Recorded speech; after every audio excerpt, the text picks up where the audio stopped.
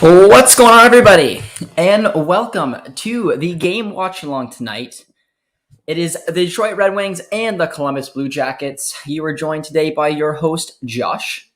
I have not been on the channel yet. This is my first watch along I have done. Got the Red Wings shirt on, ready to watch a good little matchup here, talking with you guys as well. So we'll go in the chat and see what you guys are thinking about tonight's match, if you guys are excited for it. Any of you guys from the Detroit area, from the Columbus area? We got Tim here, who has been buzzing all day. He was a little disappointed that Dylan and Isha weren't able to come out here with their Canucks game the other night. Tim, who's your team? Who's your team in the NHL? Are you a Canucks fan? Is that why you were dying to get Dylan and Isha on there, or what's going on there? The power went out at my place. Yeah, I mean, I live in Canada, and so there's a questionable decision about how much snow is actually going down tonight. So let's hope that we're okay, man. Let's hope that we're okay. But yeah, we weren't able to go live yesterday.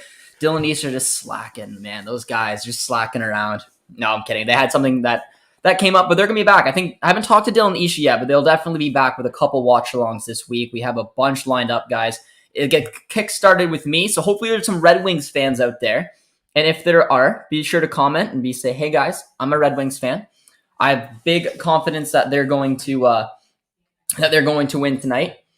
That's who I will be cheering on for. So let me know if you guys will be cheering the Detroit Red Wings on as well. Now, I'm a Red Wings fan per se because I live in Canada. I live near Toronto-ish, and I don't like Toronto. I don't like paying Toronto prices to go to hockey games. So growing up, I used to go to Detroit Red Wings game all the time because they were $50 for like second round playoff tickets when they were actually good with Zetterberg, Daxube. Like when the Red Wings were flying, they were also in the West at the time when I started following them. So it made sense, have a Western team you love, have an Eastern team. And then Detroit obviously moved over to the East, but haven't found the same success that they've always been. But I used to love going to Red Wings games all the time. And I'm hoping to go back because I've heard nothing but good things about their new stadium. So hopefully we'll get some Red Wings fans in the chat today, and they can let me know if they've ever went to a game or not. But Isha is in here and says, "Tim, welcome back." Yeah, it's the storm. Yeah, they're in the Vancouver area. The storm is something else. There's pictures going around, and it's a little iffy, man. But they're gonna be back on Wednesday, which is good to see. Tim says, hello, thanks for the update. Getting excited about it. Josh, what's up? Finally a pro on the channel. Well, I am far from a pro. Come on. But I am excited. I am excited to watch the Red Wings tonight because they're another team that simply there wasn't like crazy expectations for this year. And I'm excited to see what they can do. I think they have a good opportunity tonight. They're gonna be away from home, which isn't always easy, but I got some positive vibes going that the Red Wings are going to pick up 2 big points tonight and keep the winning streak going, which is, it's what you want. Let's be honest. But we are flooded here on the West Coast. It's nuts. Yeah, man. I heard I see some pictures today of some of the places, and it looks like a swamp. But Tim's in Vancouver as well. Hopefully he's doing well there. There's so much birds. Dylan's here, says 3-1 Red Wings. 3-1 Red Wings. Let me know your score predictions. Tim, what are you feeling tonight? I think it's going to be a high-scoring game. I don't know why. I think it's going to be a high-scoring game. I'm thinking something along the lines of like a 5-4. Something to really get the juices flowing, man. And be sure to drop a like if you guys are just tuning in. We're already at 9. See if someone can bump us up to 10 likes. I know it's an ask, but let's share the screen here and see if we can go into a potential starting lineups if our app is going to be friendly today. I need to figure out a way to make that nicer. All right, let's go into lineups here, friends. All right. Gustav Nyquist returns. Look at that. It's such a good starting 11 for there we go down here. All the boys. Yeah, let's take a look at the starting lineup here. We got Dylan Larkin, Raymond, and Tyler Bertuzzi. Tyler Bertuzzi is a fan favorite for myself. as well as Dylan Larkin. I'm expecting some big things from my boy tonight. It looks clean though. Josh, are you a big Wiz Khalifa fan? I like Wiz Khalifa. I like Black and Yellow was a popular song back in the day. I'm not gonna lie. I did indulge a little bit in that as well. I'm sitting in the garage eating my Halloween candy. Tim, you're a fun man. I like that. Sitting in your garage eating the Halloween candy, tuning in, keep an eye on the Hockey Podcast Network. It's good. It's good to hear, man. It's good to hear. Are you saying Black and Yellow because you see the little bit of the Dortmund hanging in the background? Yeah, maybe. We'll see. But that's supposed to be the starting lineup for tonight's game. Greece is starting in net, which is good. Switch it up, get some experience. I've always thought he was a very solid goalie over the years.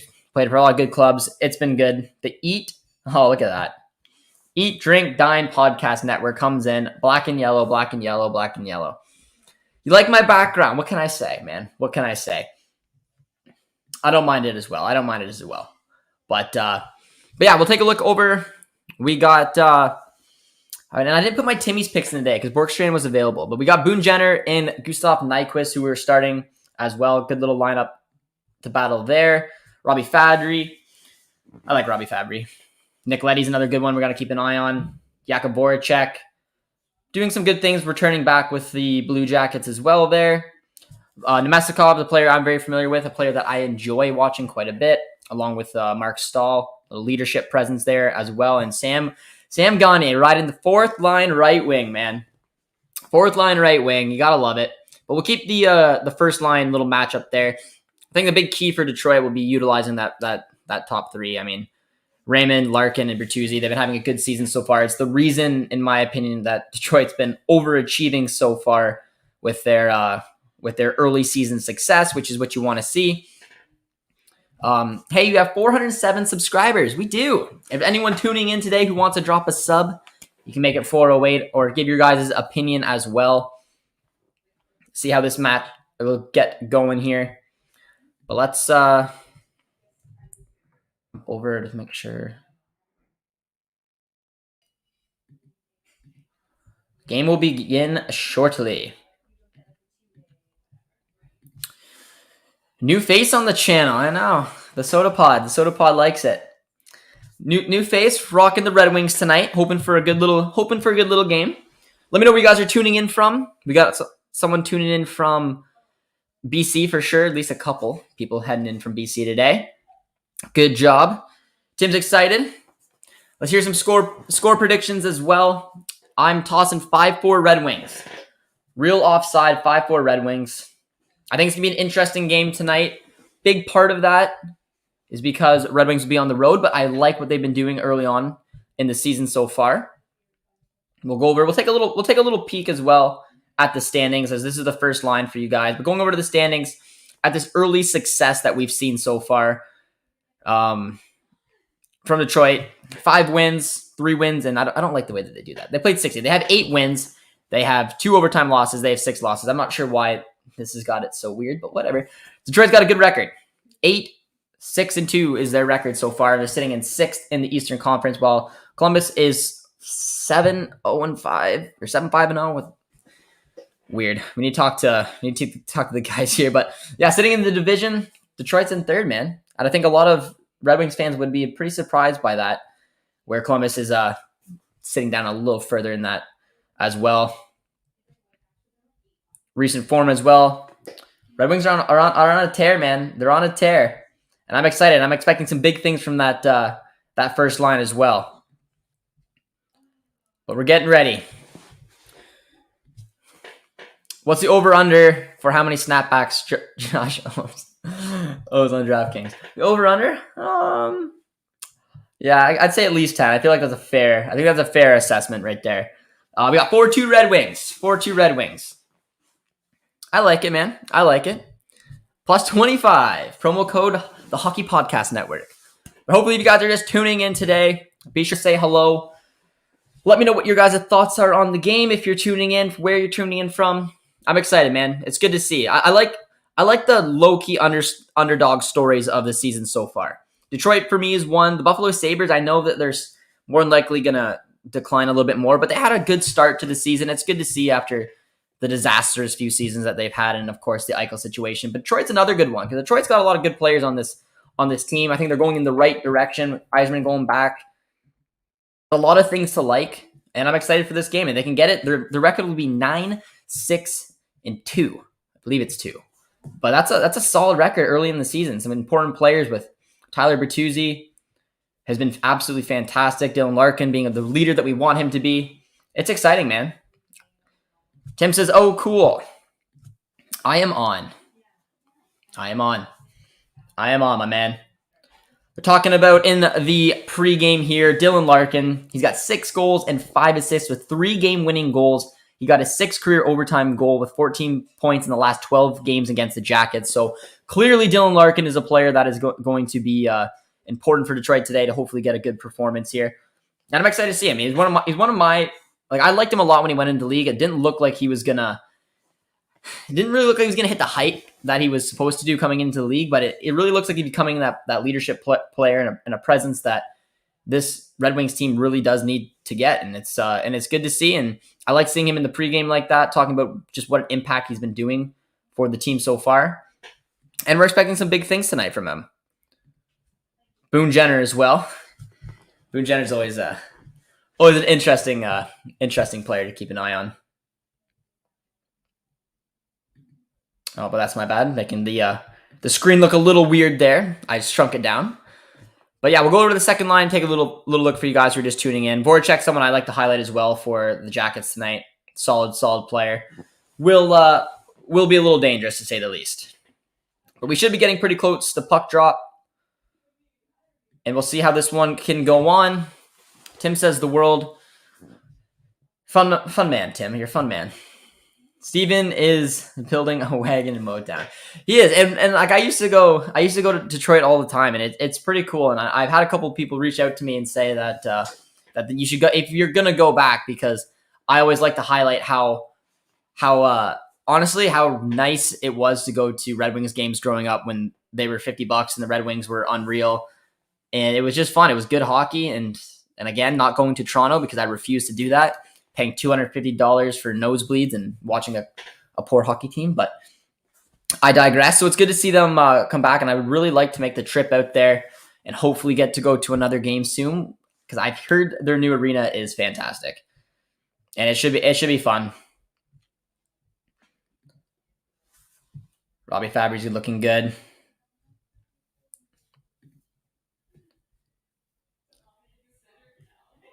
But yeah, what Yzerman has done so far in his career has been really, really impressive. And I love the fact that he went back to Detroit, because why not? The success he found early on, return home, because that's where he's known.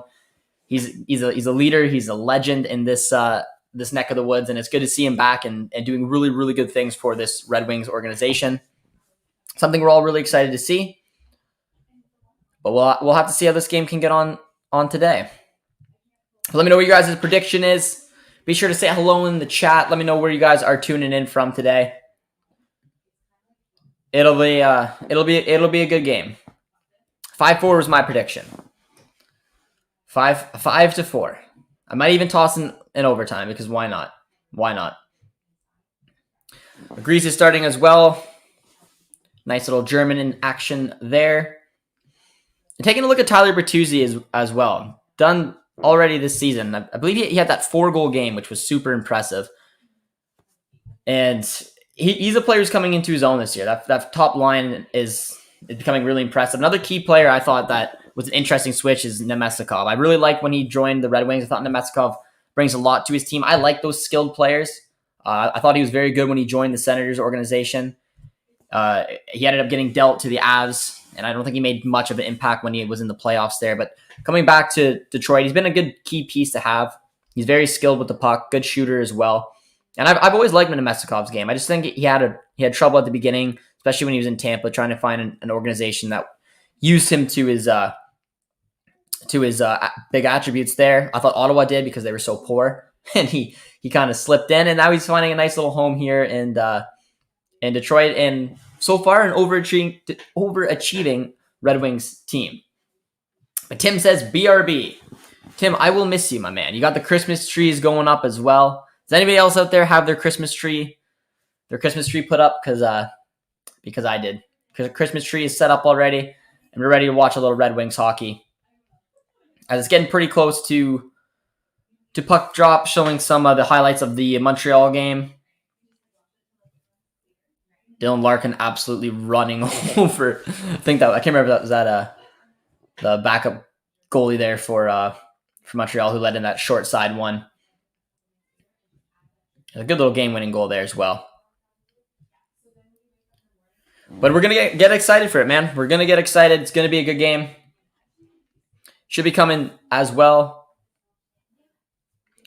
We'll go over, take a little peek at the third lines for any of you guys tuning in today. We'll go through them. These are the first line matchup between the two today. Elvis in net. He'll be a tricky one to try to break down. Boone Jenner. I've always liked Boone Jenner. I know his game isn't the most.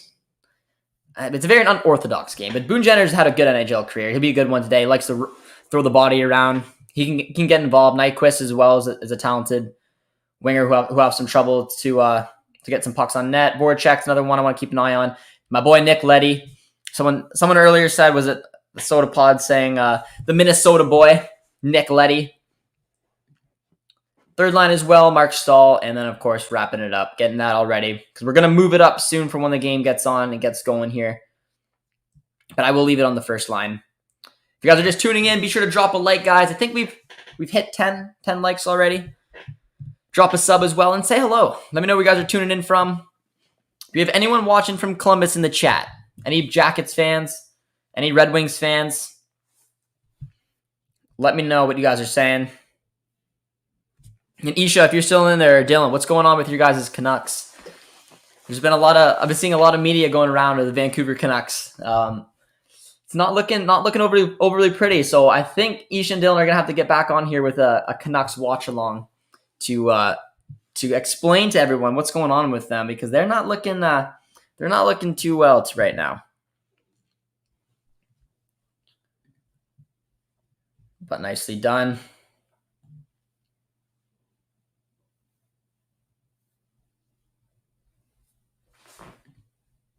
And we are started. Underway.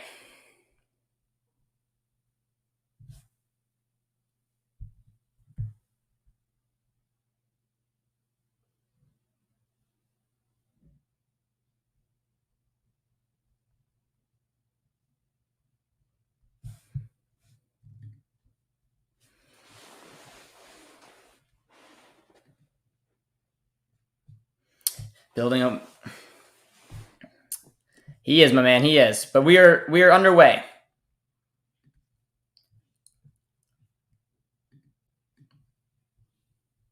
Puck drop is here.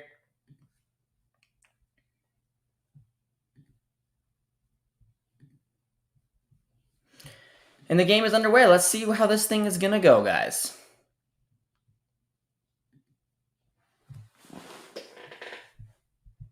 Those are some filthy pads right there.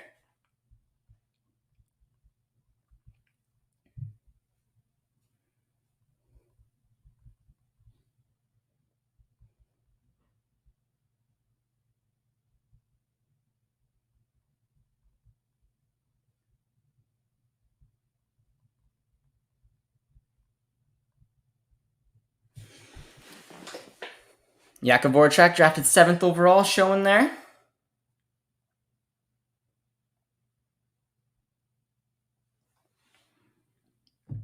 Jackets win 3-2. A little prediction in the chat. I said 5-4. I said 5-4 Red Wings, but I like that. It's fair. It's respectable. Nice little chance right there. And Nyquist almost found a way through. Nice little dangle there. Nyquist is a very shifty player.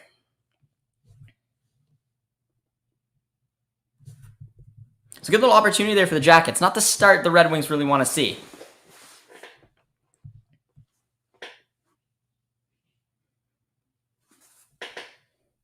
Do we have any Jackets fans tuning in today? I'm assuming maybe the 3-2 prediction came from a Jackets fan. If so, let me know, man. Let me know if anyone's tuning in from Columbus, tuning in.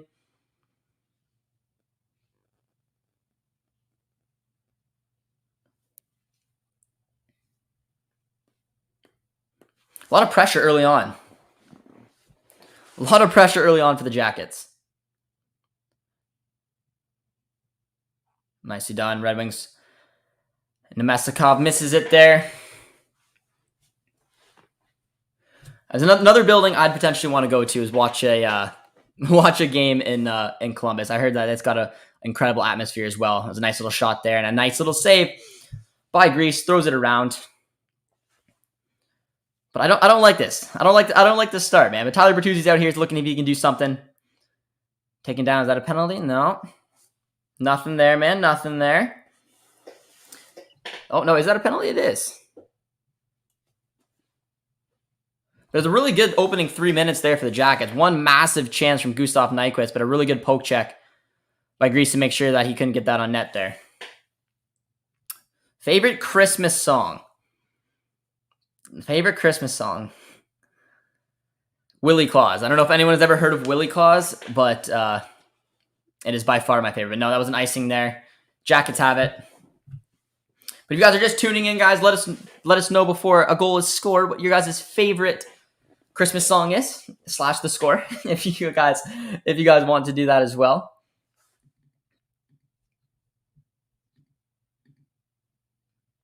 Voracek is such a beauty. Voracek is a beauty, and I like seeing him return to the Jackets. I thought it was a little bit surprising, but I honestly forgot he played for the Jackets and the move went through. I'm like, oh, Columbus, interesting, but it is good. He's fitting right in on that second line right wing. But that was a really good opening few minutes there, and Detroit's gonna have to pick up their legs and try to find a way to battle into this game so far because the Jackets at home, man, they come out hard, they come out quick, and Nyquist could have easily made it 1-0 there. Red Wings just got to relax, find their way to get into the game a little bit more, get that top line, put a little bit of pressure on Elvis. Only acceptable answer is Christmas in LA. I don't know if anyone has ever heard Willie Claus. If you did, let me know. Willie Claus is a song, not a Christmas song that not a lot of people know about.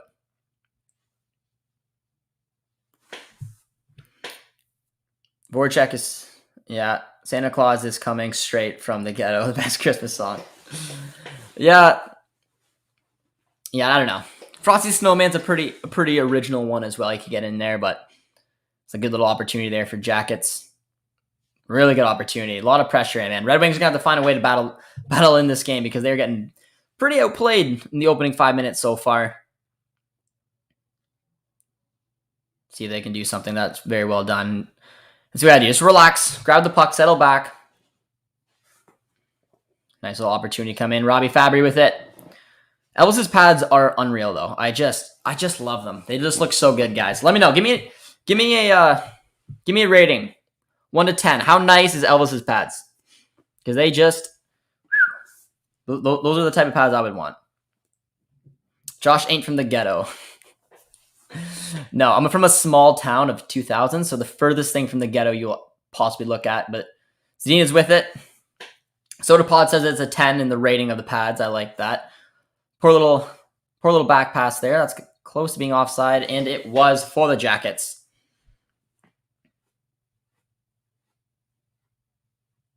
Voracek is such a Bruce Springsteen fanatic. And if you are, man, it's good to see. But there's the youngest average roster in the NHL right now. It says the Devils has got the youngest with 25 years and 150 days. Jackets are up there at 26. Rangers 26. Senators 25. LA as well. So didn't realize how young the Jackets roster really was, actually. Thought they had a little bit more veteran presence than that. Nicely done. But no, Dylan, not from the ghetto. But Dylan, let me know how worried are you with your Canucks right now? Because they're getting smacked around a little bit in the last few games. Nice little dump in there. Nick Leddy does well.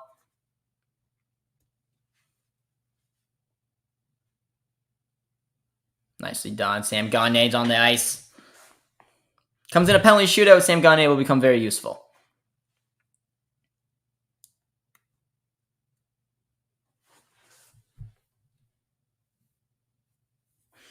How am I watching this? Specific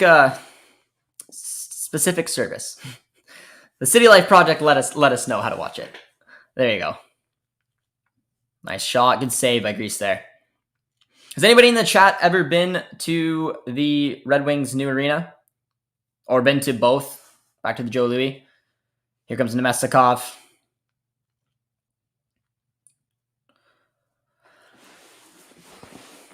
I think if I'm gonna have to make a trip to head over the border to go take a game, I mean, it's Buffalo or it's Detroit, and I'm picking Detroit every single day. All day. Trying to find a stream. Are you Red Wings fan all day? Puck dumped in deep. Crease has got it. Finds Mark Stahl. Red Wings regroup here. It's been a nice little high tempo opening 8 minutes to the game so far. Jackets looking really good though. Little dump and change. Deflected out. Could have been a penalty.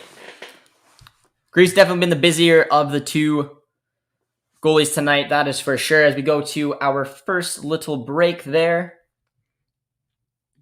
I have been to Little Caesars. When did you go there, Dylan? Let me know. My buddy used to go and live in Windsor, so he used to go there quite a bit as well. I haven't been lucky enough, haven't been to Detroit in years. I want to go back. It'd be fun. But we're at the intermission stage right now, guys. We're turning into the chat. Let us know what your thoughts are on the game so far, because I've been thinking that the Jackets have been playing very, very good. I think Detroit's on a bit of pressure, but the nice thing is about when you're under pressure like that and you're able to weather the storm, the opportunity to strike back will come. And Jackets at home, you got to expect that they're going to come out bouncing and ready to play. Had a couple good chances, but Nyquist missed a really, really good opportunity. And if you don't take your chances, sooner or later it's going to punish you, and the Red Wings are going to be looking to do that. It's down the road. Absolute trash. Hope the Little Caesars Arena is a different story. I heard it. It's nice. I had a couple people who were talking with me and saying that the new arena for the Red Wings is incredible. I wouldn't know yet. Haven't been there. Haven't been there since the old one. But I've heard nothing but good things about Little Caesars Arena.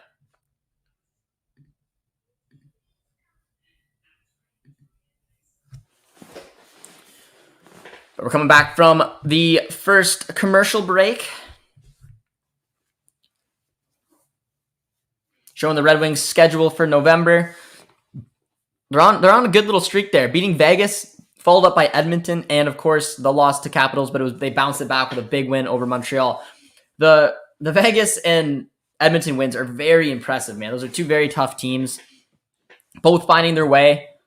And for Detroit to get points from them both, taking full points, I thought it's a massive indication. This is a team that you shouldn't take lightly. It's the reason they're sitting in a comfortable position right now. And if they can pick up another big 2 points tonight, you're going to find a little bit of a groove right here. But Columbus is not an easy spot to go to, and they've showed that with the not the crazy slow start, but the aggressive start from the Jackets as Voracek comes in with it. Good opportunity there, but a very nice save once again by Grease. The veteran German coming up big. Little Caesars keeping plumbers employed across the country. Little Caesars. Can't eat pizza, unfortunately. I have a lot of dietary problems, but good little move there and a nice save by Elvis. Fire Travis, fire Jimbo. Fire the Blueberry, man. That was a really good move there as well, but it was a good little save as they getting ready here. Dylan Larkin's on the bench too, so I'm not sure which line's coming out for the Red Wings. Zadina had a nice little move there. Another shifty player. Red Wings got a few of them. Dylan Larkin, Zadina, and the one I was talking about earlier, my boy Nemestikov. That's a little bit better from the Red Wings. I believe they have their fourth line out here now, along with their third pair of D-men. So Boone Jenner and company are going to hopefully hopefully can try to do some damage on that. Let's go, Brandon. Welcome, my man. Welcome. I'm not entirely sure how to pronounce your name, so I'm gonna call you O. Because I feel like if I tried to pronounce your name, my man, I would get it wrong, and you'd just be like, all right, come on, Josh, wake up. So I don't want to do that. So I hope that's okay. If you have a short form so I can refer to you in the chat, I would like that. But let me know what your score prediction was today, my guy. As Mark Stahl, I believe, shoots that directly into the Jackets bench.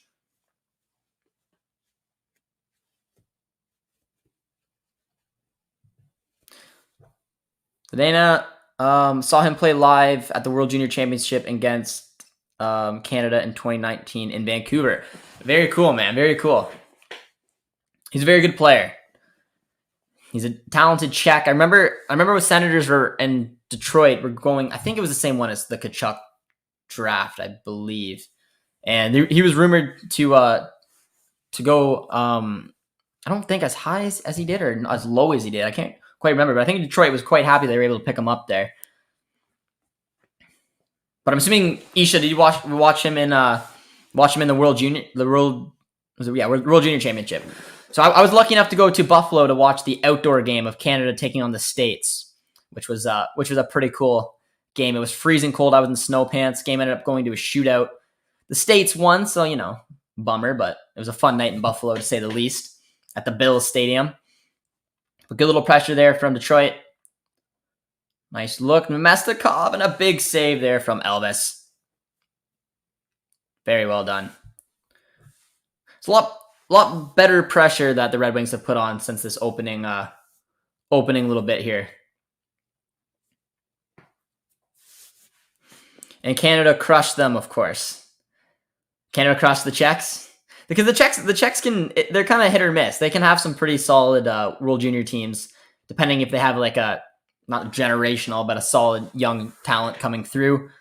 I remember that 2019 team. I remember he was a stud of it, but I don't remember how well they did. I don't think they did overly well. But they've had a couple of ones where they could compete for a medal. Brady Tkachuk was in that, no? I honestly can't remember. I believe he was. Canada went on to win gold that year, but we lost to the U.S. and that was the last game it was the last game of the group stage. We lost in a shootout. U.S. topped the group, and then we went and I think we beat the U.S. in the final, or we beat someone in the final. That was a big turnover there. Good opportunity. Raymond wasn't able to take it though. We got Dylan Larkin on it. I'm expecting a Larkin goal today. I'm going to throw it out there. Dylan Larkin. Toss in a player in the chat, guys, who you think might score tonight. My money's on Dylan Larkin. I don't know why. He's vibing out there. So is the Mestikov, but I don't want to do that. Bertuzzi does well, but turned over. Swiss are a fun junior program to watch. They are. They're always ones that, I mean, when they reach the quarters, it's a successful one, and then it's just whether they can do something in the quarters. But most of the time, you see them in that fourth seed to take on a first seed, and Swiss mostly get knocked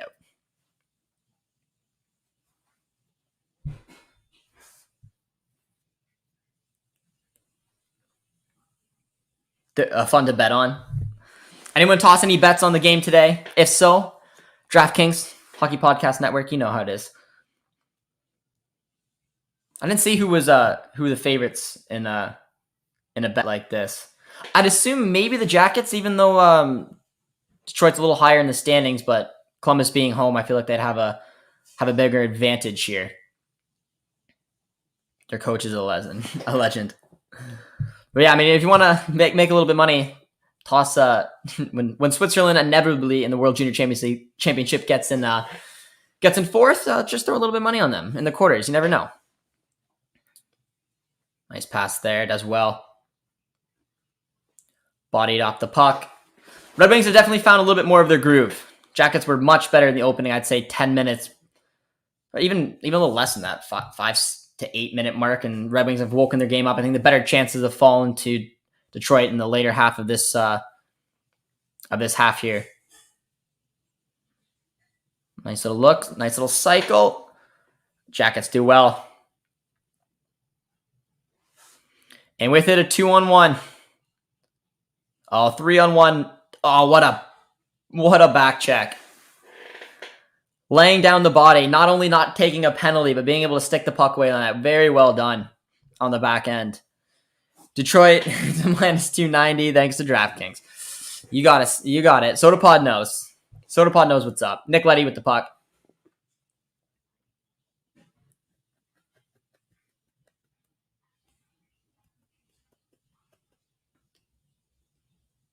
Does well. comes in with the prediction of 3-2. It's looking a little more likely. I had a 5-4 prediction for the Red Wings. I thought it was going to be a high scoring affair. There's been chances, to be fair, in the opening 14-ish minutes or so. There's been chances both ways. Nyquist definitely had the best chance of the period so far. He's got the puck one more time. Another big chance there. Good pass from Nyquist, but Red Wings with Nick Leddy get to regroup a little bit. But it's been entertaining for 0-0 right now. It's been a pretty entertaining game. There's another nice save there from Greece as Larkin tries to get it out, and he does. It's been quick. There's not been a ton of whistles, no penalties. It's just been some free-flowing hockey so far, as even there, a simple catch for Greece, can't really get it, so he just wishes it away, and then there comes Tyler Bertuzzi. Oh, nice save by Elvis, and there we are. And I'm assuming we're going to go to a commercial break after all that. NHL Futures King over here. That was a big block, too. But a nice little 3-on-1, had a big opportunity. Then the sliding, back-checking stick to break out. It was very, very well done, man. It was very, very well done.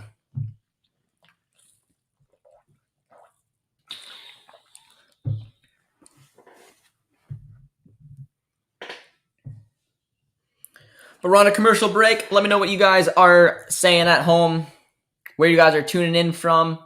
If you have thoughts on the opening 14 minutes of the period so far, because I think it's been a very entertaining game. I'm surprised it's still 0-0. We know the betting odds as well, guys. We know the betting odds as well from our friends over at DraftKings. Promo code the Hockey Podcast Network. Just saying. My prediction does not look like it's coming true unless there's going to be a crazy amount of goals coming up. My 5-4 prediction. But we got the 3-2 prediction came in. We had a 4-2 prediction as well. So everyone thinks inevitably it's going to be a pretty close game. But we'll have to see. Kate comes in, says, "What's up?" Kate, how you doing today? Who do you got for this game? If you had $100, you had to put it down on one of these two teams. Who you backing? Just like that. 2-1 Jackets. Did not even care. Josh, I do not care that you're wearing a Red Wings shirt. I'm not backing the Red Wings. Now that's fair. I understand, Kate. It's probably a fair bet. I'm being a little bit biased going for the Red Wings. I do think that they're on good form. I don't know. There's something about going to Columbus, and you saw it from the opening 5 minutes. They came out strong. They came out fast. They had a couple good opportunities, but the second half of this period so far has definitely fell a little bit to the Red Wings' way. But Kate, let me know where you're tuning in from today. I'm tuning in from good old Canada. I know we got a few Canadians in the chat. Do we have anyone watching from the US today? I was showing Dylan Larkins one more time. Oh no, that wasn't Larkin. Who was that? Was that Raymond? It's a big turnover right in the middle of the slot. Fell to Raymond, but a good stick got in the way. And it was a good face-off win. It just bouncing puck rolled over and out it went.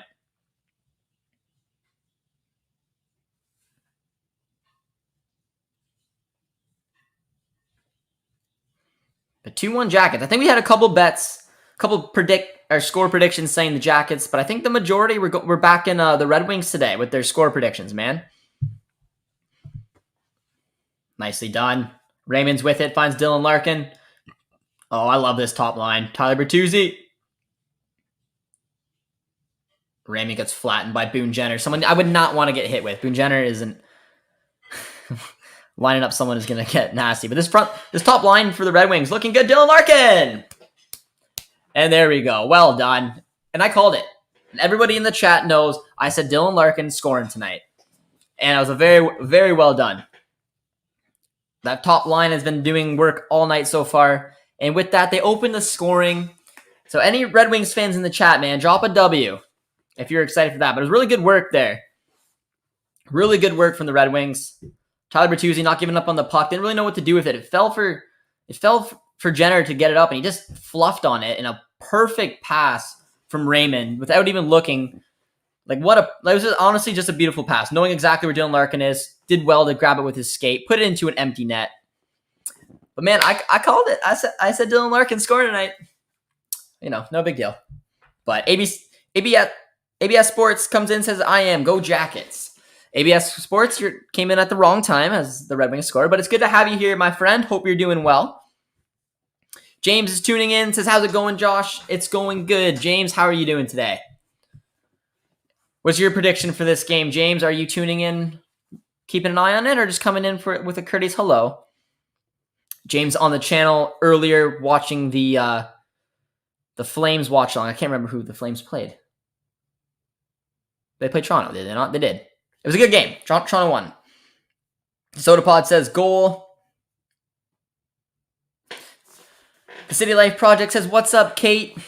Kate comes in with the Jackets 2-1 prediction and then is just chilling right now. But if you guys are just tuning in with us, be sure to drop a like on the stream. Drop a sub as well if you don't mind. And let us know how you're doing today. Because Dylan Larkin scored and I got a little bit better.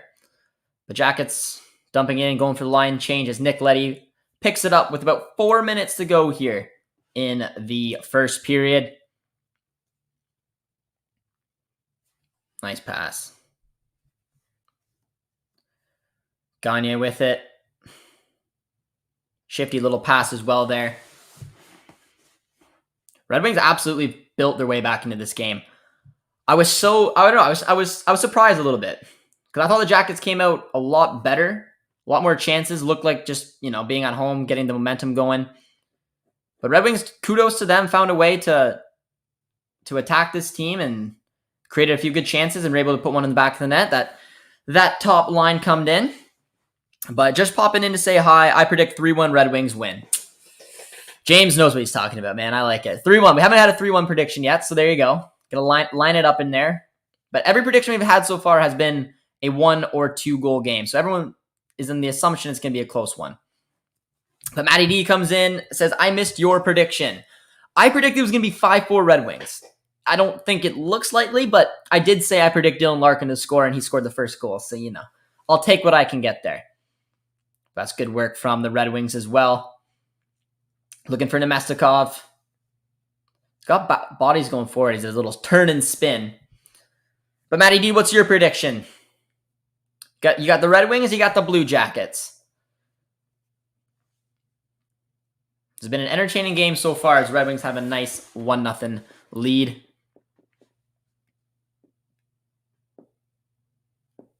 I agree, Josh. I'm saying 3-2 Detroit. It's fair. 3-2. It's a good prediction. So it looks a little bit more likely, again, unless the second period is just filled with goals. And the way that this first period has been going, there's been a lot of chances. Jackets definitely could have had 1 or 2, and so could the Red Wings. So Larkin was taken down right there. A bit of a turnover, but Grease with a comfortable save gets to calm things down. And Larkin definitely would have been a little upset there. Had the opportunity to get the puck out. Fluffed his lines a little bit there and could have been an opportunity. But there's 2 minutes and 15 seconds left as we go to another commercial break. Dylan Larkin having it at a 1-0 lead for the Red Wings. But I had a couple other predictions coming in. 3-1 Wings, 3-2 Wings. I think it's the Red Wings, the Red Wings that's got you guys cheering them on. And I'm okay with that.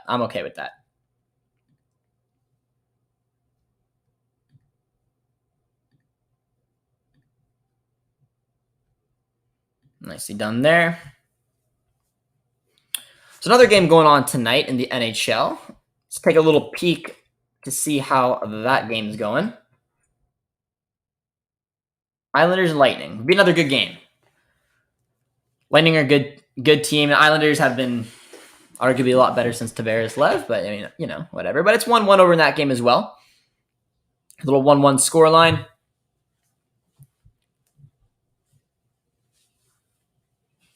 But where's Kate? Kate, are you still here? Let me know where you're tuning in from today. You said go Jackets. Or you wanted me, or I don't know if you wanted the Jackets, you're just predicting Jackets. Love me some Lucas Raymond, my best fantasy pickup this year by far. He is a sneaky one, man. He's thriving on that top line. The Red Wings top line is in my opinion, a big reason why they're having a successful start to the season. Dylan Larkin, Raymond, and Tyler Bertuzzi's one performance was incredible already this year, but all three are just gelling together. They all add a little bit extra. I mean, Tyler Bertuzzi is just that gritty kind of player, but he's got a lot of skill to his game, which I think a lot of people didn't quite realize at the beginning of his career that he was as skilled as he is. He's gritty. He can bring something different, and he's a talented player, and I like that first line. And Raymond's just so good with the puck. I mean, that assist that he picked up tonight was incredible. No look, turn and spin pass to find Dylan Larkin. It's the chemistry you want to build early on in the season. But that's a nice little face-off win there. Jackets doing well. But Red Wings doing well there. Zachary comes in and says, "Hi, Zachary, how you doing today, my friend?"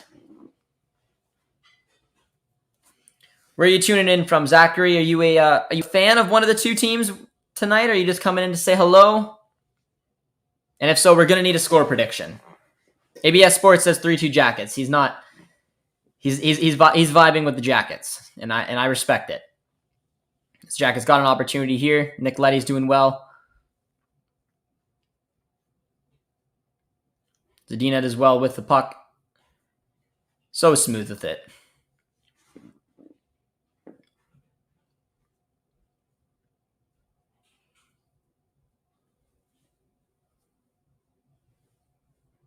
Oh, Boone Jenner.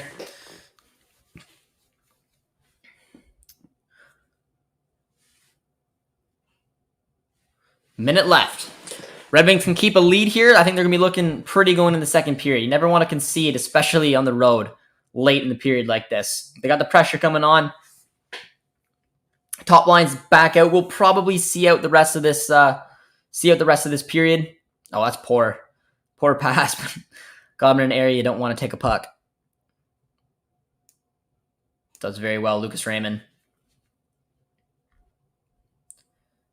Back to Larkin. But Jackets are going to be able to break. They are. Oh, that's a poor turnover. But Pusey's got nothing to do but dump it in. 23 seconds to go. First line's off to see this thing out here. Good. Good forechecking. Kill out this period. Walk into the second with the lead. I think the Red Wings will be definitely happy with that. This is going to be an icing. And it is. 7 seconds to go in the first.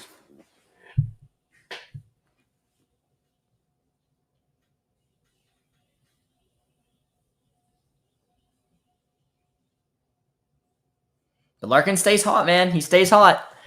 Larkin gets on the score sheet once again. As a prediction from Josh. Just saying. But yeah, he's staying hot. That top line for the Red Wings is staying hot. It's what you want. You want your top line producing. And having one last opportunity here, we do not. That's the first coming to an end. It's a good period of hockey. Little entertainment, a little back and forth. I quite enjoyed that.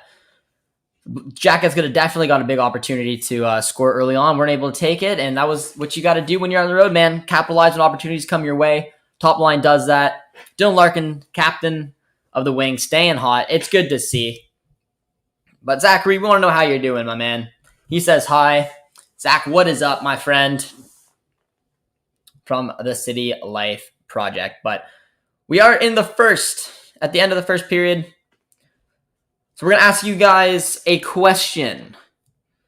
Next goal scorer. Let me know in the chat who you guys think the next goal scorer is going to be. And we're going to just toss it quickly to our friends and sponsors of the channel. We appreciate so much at the Hockey Podcast Network. That is DraftKings, promo code THPN. So we're going to do just a short clip for the Hockey Podcast Network, and I will be right back.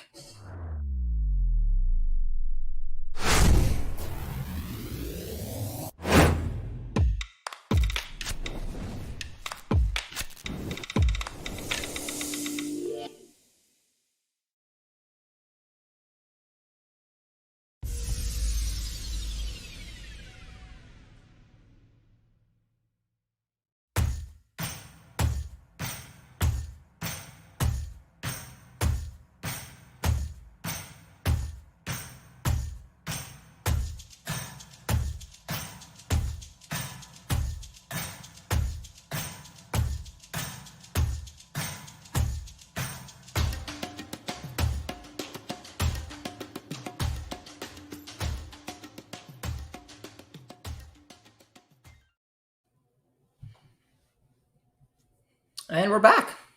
Nice little hello there from our friends from DraftKings. So we're in the first, guys. We're in the first intermission of the game. So we're gonna turn it over to you guys and see what your guys' opinions are before we get going in the second period here.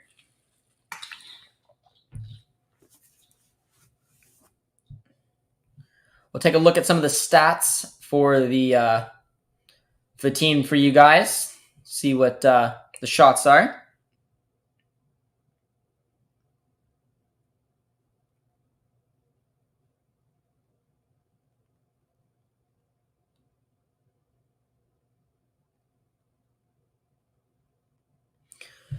Shots on goal are 10-7 for the Jackets. Goalkeeper saves. Got the soccer in there. The goalkeeper saves. Penalties, nothing. It's been an interesting game so far. Hits are 12-6. We got Tyler Bertuzzi on our team. Take that, Boone Jenner.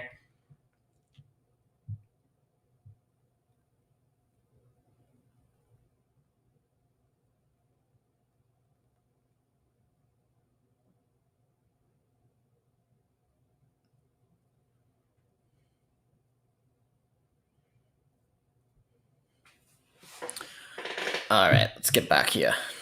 Trying to set up this. All right.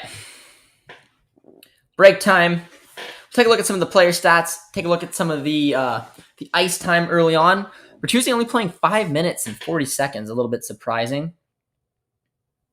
Thought he's been on a little bit more, I felt like, than that. Gagne's been close to 4 minutes.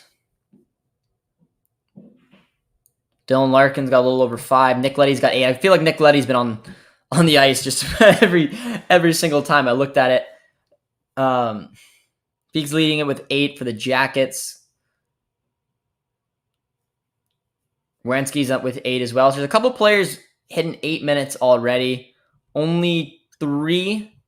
2 from the Jackets. Nick Leddy, of course, from Detroit. And a great little pickup there for the Red Wings. I really like their game so far. I really like their game. Let me know what you guys' thoughts are on this opening period as well. Mark comes in, says Wings better take a win. And I think they got a good chance to do it. My only thing is early on in the period, the Jackets came out flying. They came home like it was their barn, and it absolutely was. And I was a little bit nervous. I thought they were just going to keep the added pressure on. But, Detroit, they look good, man. They look good. They battled back. They battled the adversity. There was a really good opportunity for Nyquist early on to score, but it just wasn't able to take it. And with that, Red Wings come back, and I thought that top line has been incredible. I like the movement on Larkin, Raymond, and Bertuzzi, and I think the line really complements each other well. And a big reason to this Red Wings team having success is finding their big guys and getting them playing. And another big shout out to Nick Leddy. We just took a look at you can say my name's Chris. I'm not sure what Kendra's saying here. You better smoke them. We better smoke them. I predicted 5-4. I predicted a high-performing game. But Mark says Detroit rookies are insane. They're looking good. And that's why they're, in my opinion, and let me know if you guys disagree, Detroit's the most overachieving, is that fair to say? Overachieving team of the season. I don't think there was a crazy amount of hype around them. I know there were some pieces coming together, but I really liked the start of their season. Steven is building one hell of a team, and you're not wrong, man. You're not wrong, and I like it, man. I like it. The only other one I was trying to think of that was somewhat overachieving was Buffalo, because their standards were literally at the basement. My boy Craig Anderson was coming in there. I don't know, but let me know if you guys think who would be the most overachieving team in the NHL so far. For me, I'm saying Detroit, just because I love their start, man. They're not slowing down, and today, even against adversity, they battled back, and they've been by far the better team in the periods. I'm gonna say after the first 5 minutes, they created chances, and then that top line doing what they do. But Columbus is not an easy place to go to. Hopefully, we don't lose. Espion coming in there, definitely a Jackets fan. Are you tuning in from Columbus today, my man? Where are you watching from? And what do you think Columbus needs to do to be able to turn this game around so far? Because good start, but I think Detroit's by far been the better team, and yeah, I mean, I think deservingly they have the lead. Mark says 100%. Kendra or Carson, you buddy can say my name is Carson. Carson, I'm not sure which one your name is. But hello, hope you're doing well. Do you think Steven should have gotten at least one more ring from the 2 Tampa Bay Lightning Cups? He did build the team. Yeah, he did build the team, man. He did. Yes. Yeah, he should have. But he's back home where he belongs, man. When you picture Stevie Y, I mean, you picture the Red Wings. So I'm really happy for that romantic story. And like I said, I love going to Red Wings games. They were poor for a while here, and it's time to get them back firing. And the number one person who I expect to do that is Stevie Y. So I love the story. I'm glad that he's back. And just like that, man, the team's looking like they're going to compete. Can they keep it over an 82-game season? We'll find out. But getting wins like this will be definitely important. But I definitely have a Jackets fan in here. It says, well, you're not wrong. Come on, Columbus. Another one as well. A few Jacket fans. Probably don't love the scoreline right now. Thought it might take a couple of years for Detroit to get back, but they're shooting for the stars already. Yeah, literally, I don't know. There's something special about that team. I followed them a long time. My favorite. I don't know if I want to say he's my all time, but Daxter was just such an idol to me growing up. I just loved everything about him. So to see the stars and players like Larkin step up and become leaders and become what they are, it's incredible to see. I really enjoy seeing it, but they suck. The Jackets fans are not having it. Jason says not Detroit with an interesting one. Tuning in from Lancaster. Very cool, my man. The Jacket, I think they have a better players. And they can smoke out the man. I'm not doing it. How about you? How's your day? Have a good day at school. I'm not in school anymore, but young face. I get it. I get it. Hope you're doing well, my friend. My mom and brother are at the Columbus watching the game live. Well, I'm very jealous. I heard going to Columbus and watching a game live would be incredible. I heard nothing but good things. I don't know. My friend, have you ever been to a game live? Is it worth the trip, man? Magic Man, Pavel, man. I miss him. Incredible talent.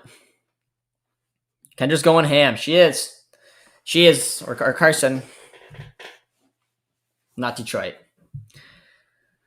I miss him, man. Let me know who's your guys' favorite player of all time. Because I mean, he's a close one, man. I don't know if I have a player I like more than Pavel growing up. I don't know if I do. Daxup was my guy growing up. I can't really think of one. But let me know who you guys' idol was or favorite player was growing up or who it is now. Daxup was one of the best hockey players ever. 43 and still putting up points in the KHL. Can't be stopped, baby. He can't be stopped. The City Life Project. Who was your inspiration growing up, my man? Heck yeah, you've been to a game. Is it worth the trip? Like if we were heading that way, would you say yes? Stopping in Columbus to see a Jackets game would be worth it? Because a buddy and I have thought about it a few times, and we just didn't make it. And I just always told it's such a fun arena to go to. Eric Robinson. Same here. Mark says Pavel. I mean, it's the obvious one. Zetterberg's a beauty as well, but Daxup just hit differently, man. Gordie Howe is the greatest player of all time.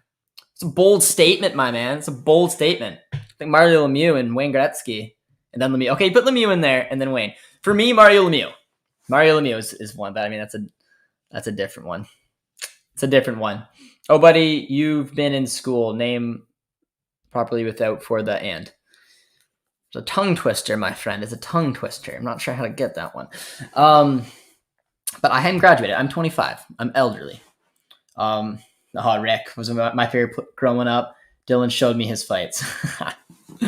yeah, he was a good one. From that, I'm surprised one of the Sedins or Marcus Naslund wouldn't have been up there for you. Yeah, I don't know. I think Pavel for me, man. Mario and Wayne.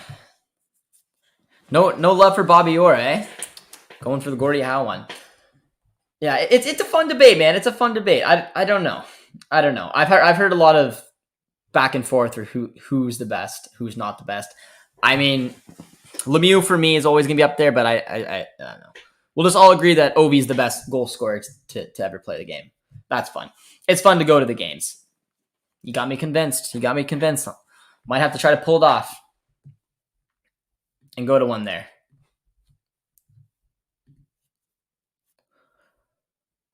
But we'll have to see. He got some interesting heroes, my man. They wouldn't have been the ones I would have guessed, man. They wouldn't have been the ones I would have guessed. F Boston. Yeah. Or Pavel Bure. Yeah, Bure would have been one I would have thought that you would have been a hero for you. But it all depends. I don't know. For me, Pavel Dexter was just different, man. He played the game differently. He wasn't always the player to put up like 100 points, something like that. But what he did was just so special, so good with the puck. His shootouts made him obviously like pretty famous from around the NHL, just what he was able to do with the puck. But there's so much more to his game that I just loved. And it was just, he was my guy. I still have my Daxter jersey. It doesn't fit anymore.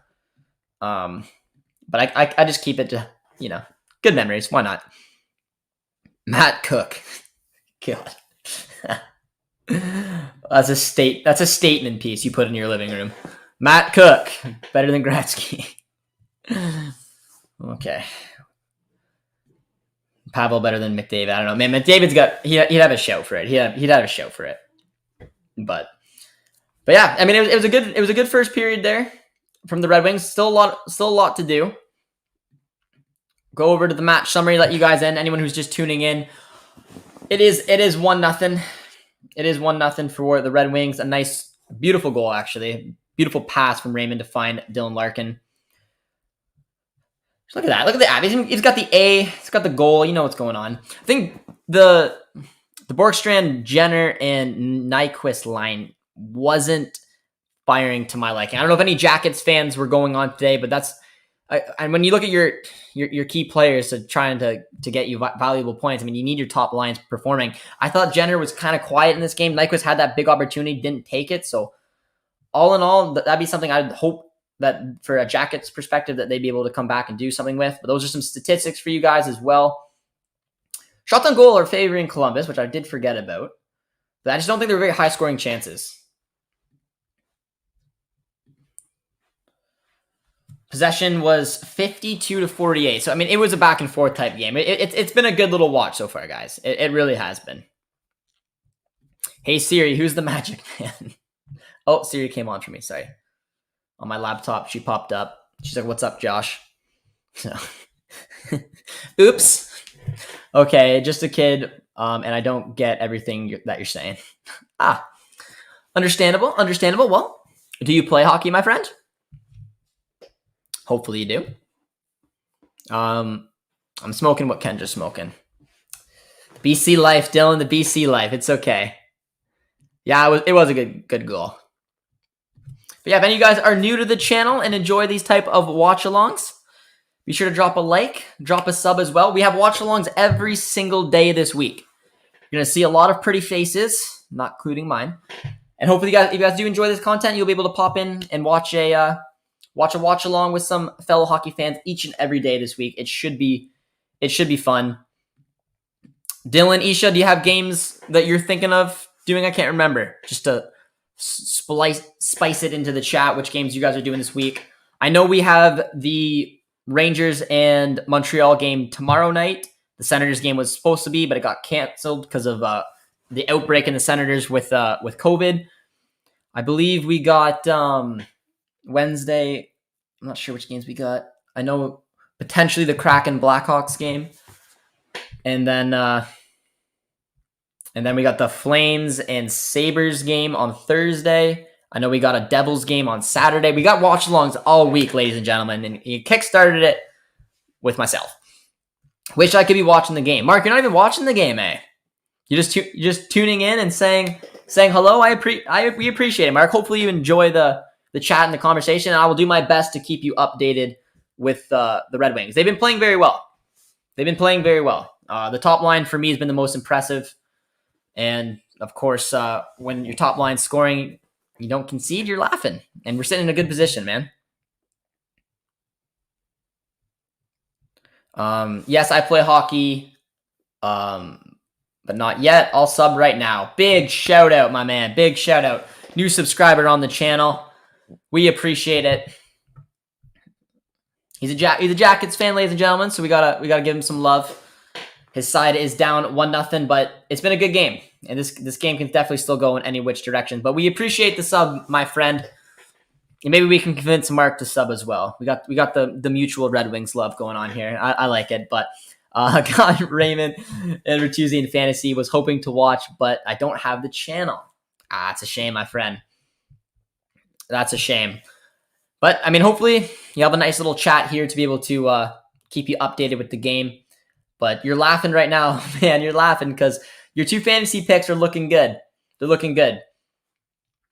Raymond better than McDavid. Just the bold statements coming around.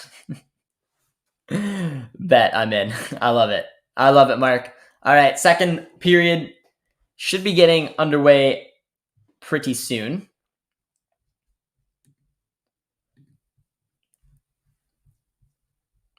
You're welcome. I'll tell my friends about you. Good vibes. Oh, it was the emoji. What are you gonna do? I appreciate that, my friend. Means a lot, man. Means a lot. Channel's growing well. Good conversation. Just a lot of people who just love the game. But second period, guys, is back underway. So let's get back into the action. We need to keep Mark updated with the game because unfortunately he's not able to watch it, but that's what we're here for today. Puck drops happen. Second period's going. And a big shout out to everyone who's dropped a sub, dropped a like on the channel. It's appreciated more than you guys know. And let's do this. Puck drop has started. Red Wings win it. It's a really good first period. Let's see if they can hold it up, man. I just spilled water everywhere. My bad. Appreciate, says Mark. Has a good little opportunity. Goes there. And it is covered up for a whistle in the Red Wings, or the Jacket zone. What's on the front of the hat? Of my hat? This is a Nike hat. It may or may not be my girlfriend's black Nike hat. It was the only neutral color hat I had. I didn't want to be flashy with the black and yellow theme I've been going with, but good little zone work here from the Red Wings. Oh, that's another poor back pass and a good opportunity. Good little opportunity. Another turnover. Red Wings have been almost capitalizing on that a couple times. Jackets have been pretty sloppy and have turned over the puck at least 2 or 3 times tonight in pretty dangerous areas. One specifically fell on Raymond's stick. A player you'd expect maybe to put the puck in the back of the net, but it was a really good.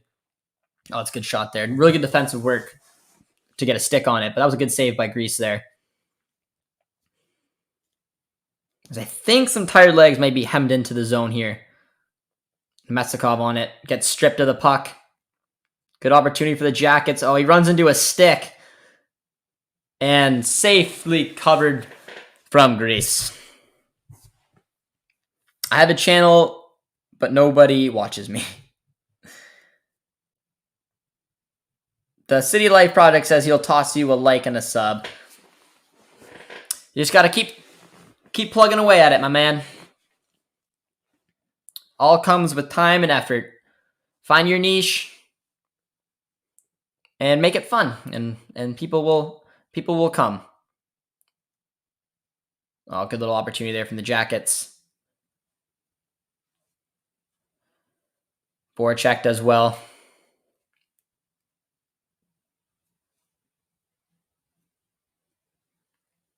Voracek with a nice pass from Voracek. I think that was a save. If not, it was either a really good save or a terrible miss by Sillinger. But it was a good pass from Voracek. Cole Sillinger had a really good look there. Just had some tacos and stuff for dinner, and well done. Don't have internet. You like tacos. Do you like school? What do you study? What's your name? I'm 16. Look in 28, 17 on my birthday. You were tossing me some tongue twisters, Kendra. I'm going to try to break it down one line at a time. So you had tacos for dinner. Jealous. I had jackfruit tacos actually as well. So there you go. My name is Josh. I'm 16. Look like I'm 20. I'm not 16 or 28. And maybe happy birthday. I tried, Kendra. Hopefully I got at least 3 of 5 there.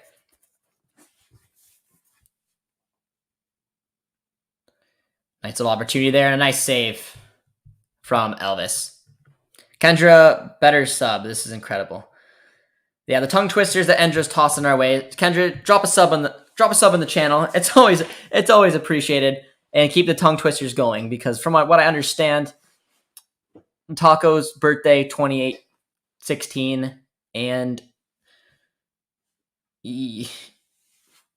may the clock or camp is the best team. Oilers, McDavid, the best. OB sucks. I'm just like, man, you've got me stumped.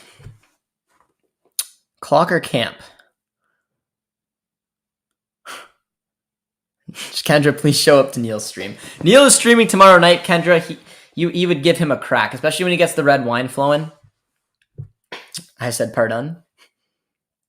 It's a tongue twister. It's a tongue twister from our friend Kendra there, but good pressure coming in from Larkin. This is what you want to get. Top line on there. Good puck possession from Dylan Larkin. Well, that's a good defensive play. He still keeps it, man. Larkin's having a good game. Nice pass to the point. Shot. Oh, it's a good little opportunity there. Clocker Camp is my favorite team. Must have been drinking before I came on here. Tyler Bertuzzi, a bit of a turnover. Oh, loose puck. Nyquist does well, and I've got some tired legs on this first line for the Red Wings. Jackets know it. They're going to cycle it around. If they could get this puck either iced or somehow covered up would be ideal because they've definitely been around a minute on. Got hemmed in their end, and a lot of pressure's coming on from the Jackets right now. Nice shot, and there he is. That's what you need. Your goalie to be very well positioned. Makes a nice little save there. Easy to go. I seen a service call. Anything else? Camp 100%. You don't know about camp, clock, or camp, Josh? I don't know. Either I'm not paying attention to whatever you're talking about, or you guys are confusing the crap out of me. But someone seems pretty confident in camp, so I'm just going to toss that out there. Why not? What's your favorite subject in school? Mine is math. Interesting. Mine, not in school anymore, but mine was gym. If you can't count gym, mine was geography. I like knowing where places are and have a half-decent memory. So I was always good at geography. I was okay at math. I wasn't the best. I was not good at sciences. Dissected a pig once. Almost puked. It's a nice little pass out there. Nemestikov gets outdone, dumped in. Grease has got it. He's made some pretty good saves today.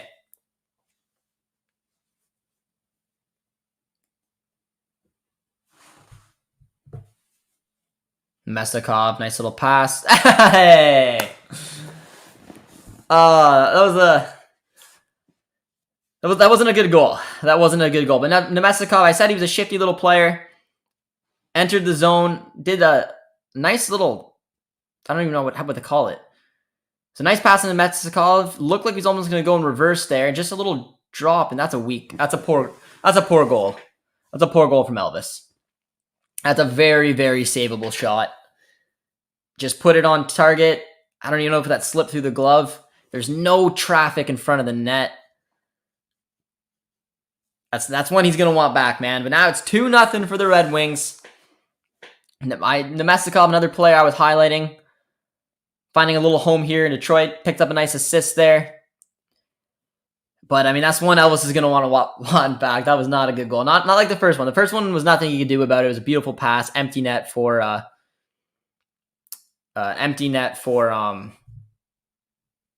Larkin to take advantage of, but oh man, it's not what you want. That's not what you want to see.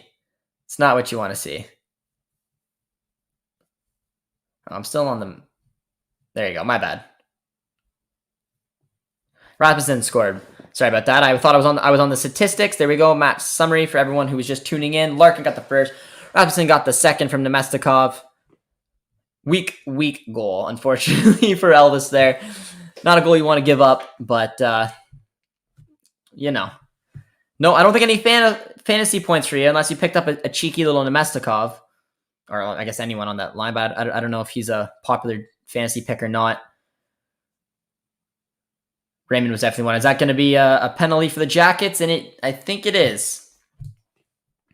Ball hockey fights every day. Oh, Canada. Yeah. I love doing chores at my school. You're a giving person. I like that about you.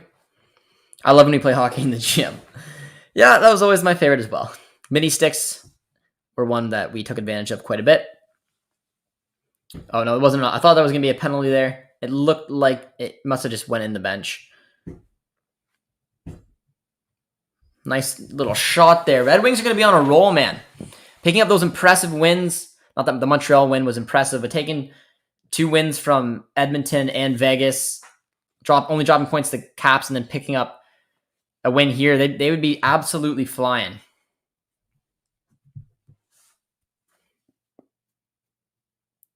And a little bit more pressure on the Jackets. That one goes straight out. That one went straight out. Not what you want to see there. Not what you want to see. He had time too. Delay a game penalty coming up. Jackets will be on the power play to take some type of advantage on this. We got a commercial break coming up, which means that we can have 2 full minutes to address Kendra's comments and see what she's saying here in the chat. Play all sports and doing chores at school. Carson, my favorite things about school is math, though. Take a break now. Watching a bit of the Islanders and Tampa game. I'm going to take a break now. I'll talk to you later of your own time when you were in town. All right. Kendra, well, we appreciate you stopping by. I hope you stop by tomorrow for Neil's Watchalong. Ask him what type of wine he's sipping on tonight. It's always a fun one. But we appreciate you tuning in, Kendra, and hopefully you enjoy your sports or chores or whatever it is that you're going to do. I hate whenever my phone goes off. You busy popular man, aren't you? That's all right. The Jackets do have a power play, though. For any Jackets fans in the chat, it's going to be a good opportunity to get back on the board, especially because it was a very avoidable penalty from the Red Wings. Had so much time, could have just sat there, could have circled it back. He felt a little bit forced, and a delay game is a penalty you never want to take. It's one that just your head goes back, you know what you did. And now 2 minutes are going to be important here for the Red Wings to kill. It's the first power play of the game, and we'll see how the Jackets can get on it.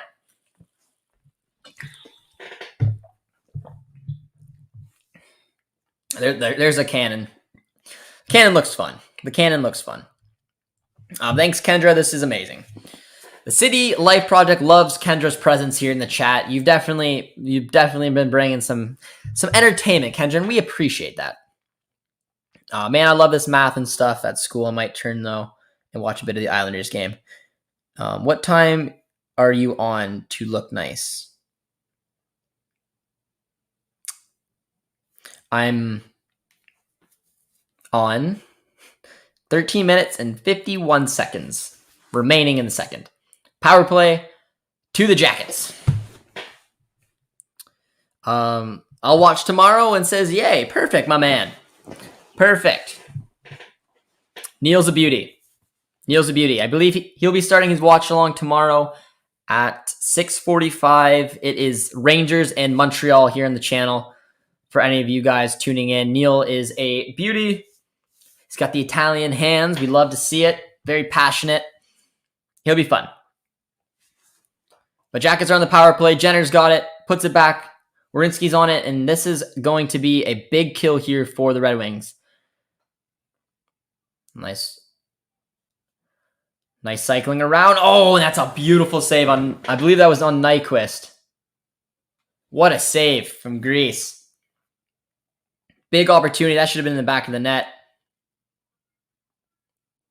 Another shot there. That was a beautiful save. I don't think that was actually Nyquist. I can tell who that was in front of that, but whoever it was an excellent save.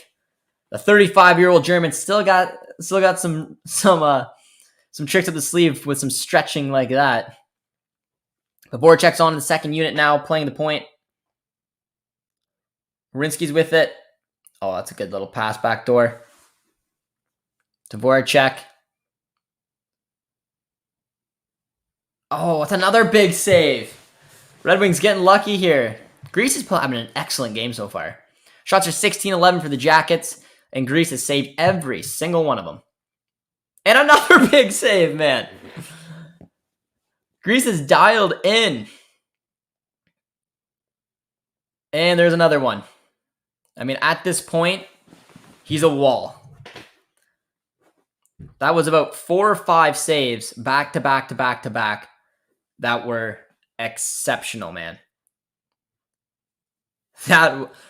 Oh my. The save right here on Sillinger, I think there was 2 back-to-back. It was a deflected save and then followed up by another one. Sillinger with his 3rd attempt. The rebound, I believe, went to Borkstrand and somehow it didn't go in the net with another beautiful save. And then a third. Stillinger had like 6 shots this power play. Man, that's some incredible. That's a goaltending performance that you want, man. That was awesome. Tune in with you in 28 minutes to tell me what time you're in town, 9 Saint. I went to the Islanders game on Saturday and we sat right under the cannon. That's sweet. That's sweet. You sat under the cannon. That's so cool. 10 man, what time are you going to be on till tonight? It's Carson, so Carson. Carson? 10 man, Carson. Hope you're doing well. I will be on until probably, whenever the game ends. So it depends if it goes overtime. Usually, I'd say I'll be on maybe till 10-ish, 9:30-ish, 10-ish, something along those lines. We'll talk to you then. Mikko Koivu's numbers should be retired in Columbus. It's being retired in. Oh, is that out? Is that a penalty for Elvis? I don't think so. It was deflected. Miku's jersey's being retired in just Minnesota, right? Well, Rick Nash is retiring his number 61. Yeah. Is he the first Jacket to have his jersey retired? I believe so. I'm now just being cheeky. Rick Nash is unreal.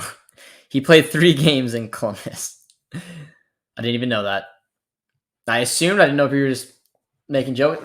Koivu went somewhere else, though. Where did Mikko Koivu play? He played in Minnesota for the majority of his career, but did he not play somewhere else, too? Or am I thinking of Saku? I'm so over in 25 minutes. I'll be back on. Talk to you later, Kendra, or Carson, or both. Hope you're doing well. That's a nice pass there. Is that Fabry with it? No, it's not Fabry.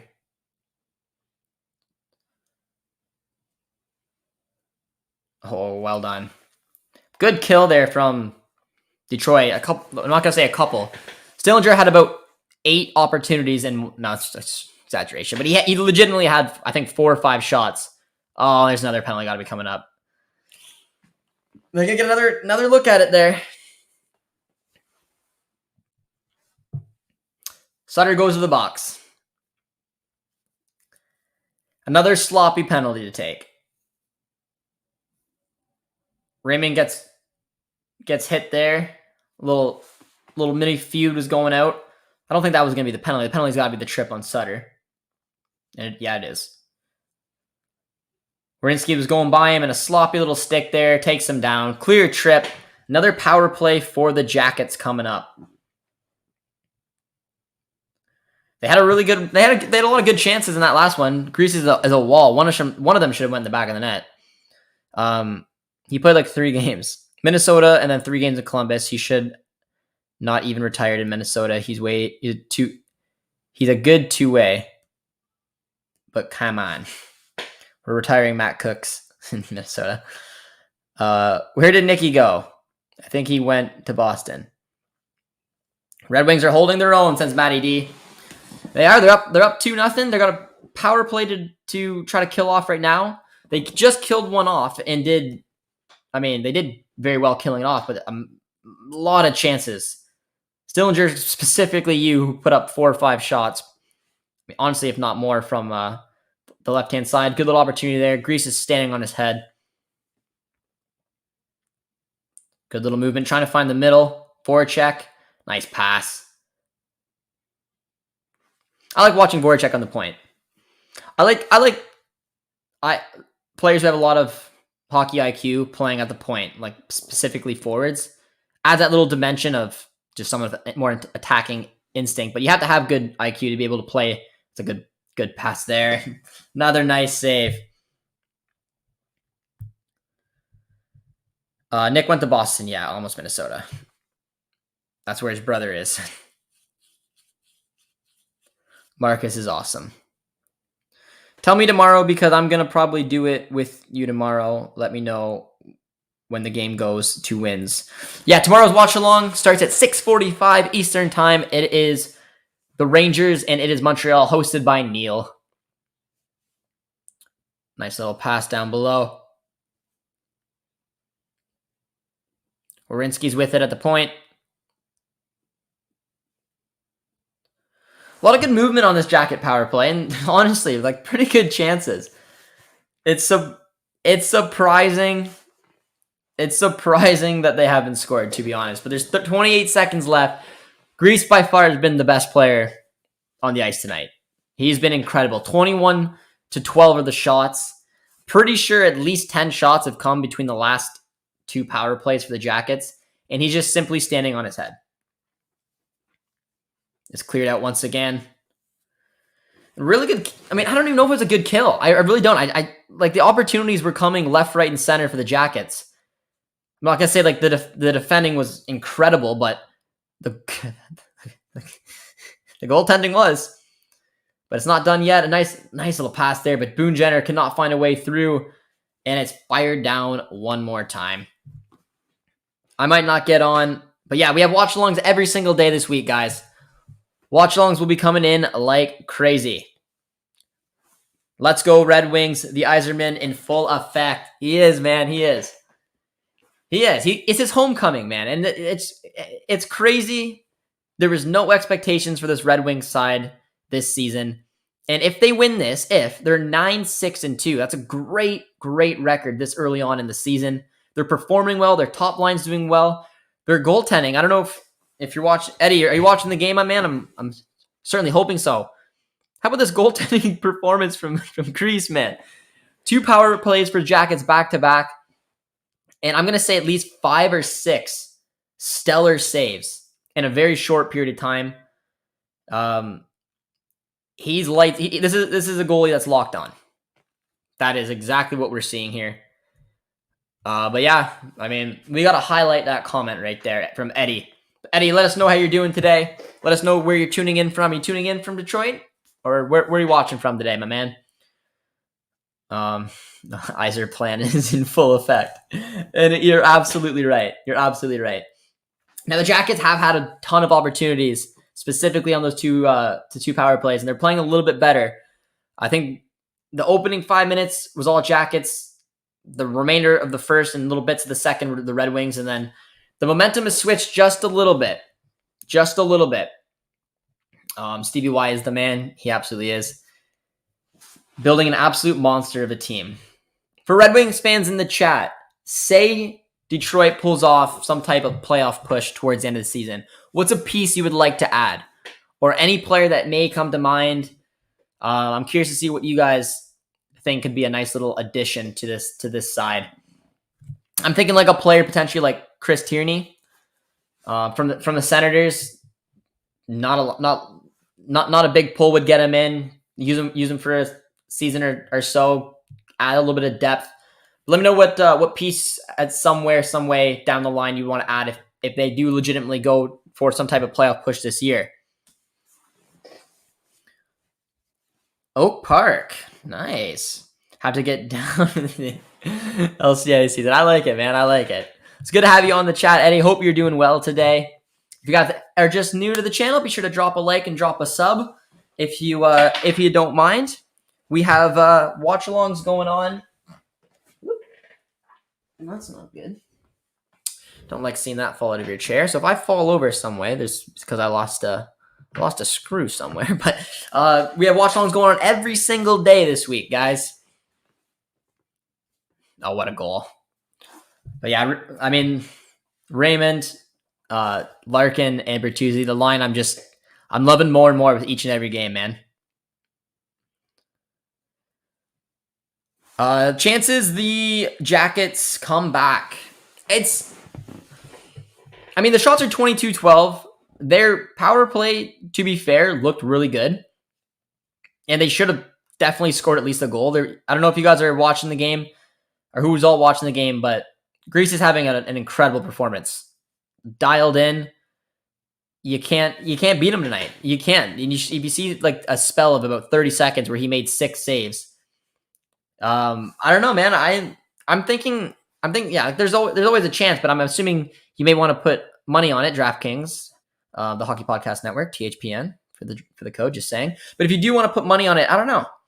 Depending on what the payout would be, I would put money on the Red Wings seeing this thing through. I mean, as long as they don't score here, let's find out. Okay, never mind. That's why I shouldn't say things. Boone Jenner on the board. Michael, there's a chance they'll come back. There's a legitimate chance they'll come back. Boone Jenner gets on the score sheet here. To be fair, the Jackets have been playing a lot better in the last few minutes. I think the two back-to-back power plays that they did not score on built a lot of momentum. And Greece, who's been a wall all game, finally just got beat here. Through the puck on net, kind of got lost through the body of traffic and just fell on the stick of Boone Jenner. Nick Leddy just couldn't get onto it. Greece couldn't get it down, and Jenner basically put it into the back of the net. 2-1. Shots are 23-12 now. Red Wings look a little scared. The Jackets definitely woke up and are picking up the hockey here a little bit, but Michael comes in, asks a question, and he got his answer, man. There's a chance. So any Jacket fans in the chat, be sure to rub it in a little bit, my man.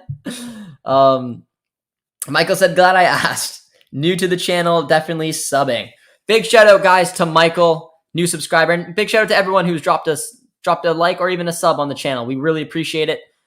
But yeah, Michael, we appreciate the sub. Are you a Jackets fan, Michael? Or did you place a bet? Is that why you were wondering? I'm curious. Because right now the Jackets are definitely in full throttle. They've for sure woken up here. They've been better pretty much the entire second period so far. And they got rewarded with it. The Soda Pod says betting on Columbus Blue Jackets now. Remember DraftKings promo code THPN. Big shout out to DraftKings, our sponsors here on the channel as always. Nice little hit there. Oh, and Voracek's got it. It's a good opportunity for the Jackets once again. But Voracek just ran out of room, and good back checking from the Red Wings there to strip Voracek. I am not. Placed a bet and out with my friends. Can watch the game. Well, there you go, my man. There you go. It's all right. Our channel sponsor is DraftKings, so we understand the betting world, my man. So hopefully you enjoy your night out with... and it's 2-2. Michael, you came in here, you asked a question, and yeah, you're looking to be rewarded. Michael is a beauty, but Josh is getting frustrated because it is now 2-2. It is now 2-2.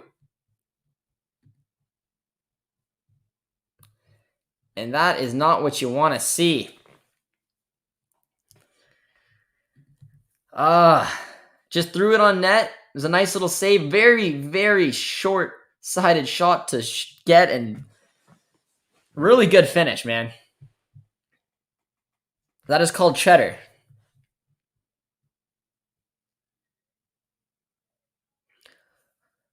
First NHL goal, I believe.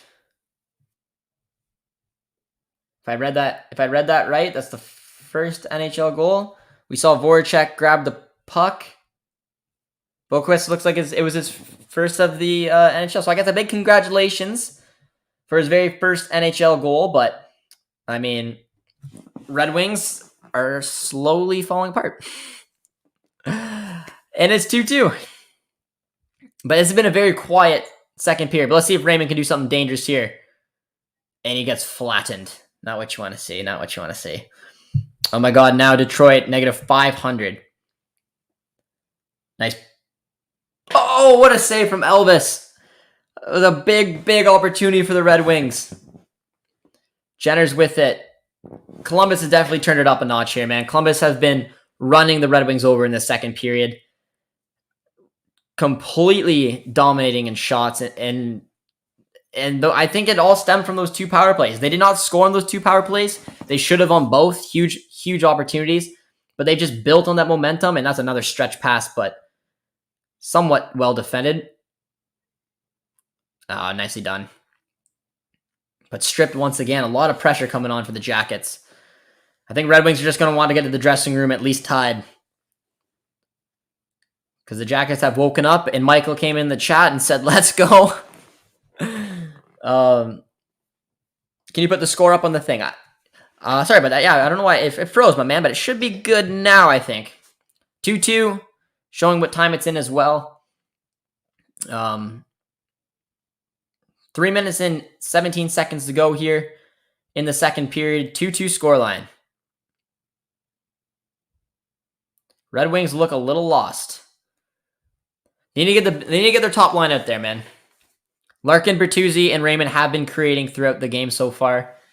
And with the switch of momentum, you need to get your top line on and try to be strategic. Find a way. Find the Jackets' third or fourth line and make that change. Nice move. Runs over Elvis. Nemestikov did. But here's going to be a little pressure floated in. Elvis can't grab it. Is that going to be a penalty or not?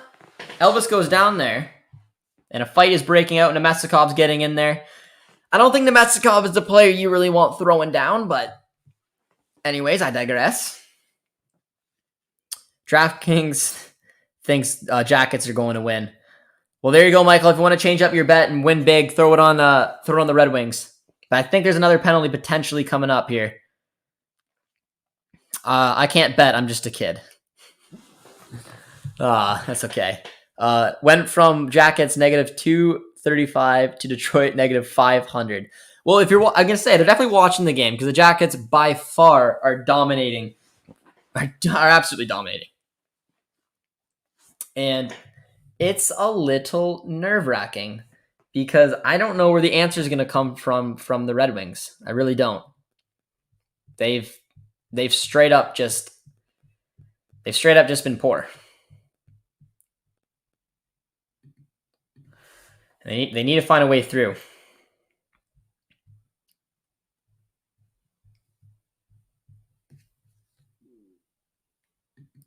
But we'll see. We'll see. Anyone who wants to toss on a little bet though, guys? You know where to toss it. It's Red Wings. It's Red Wings.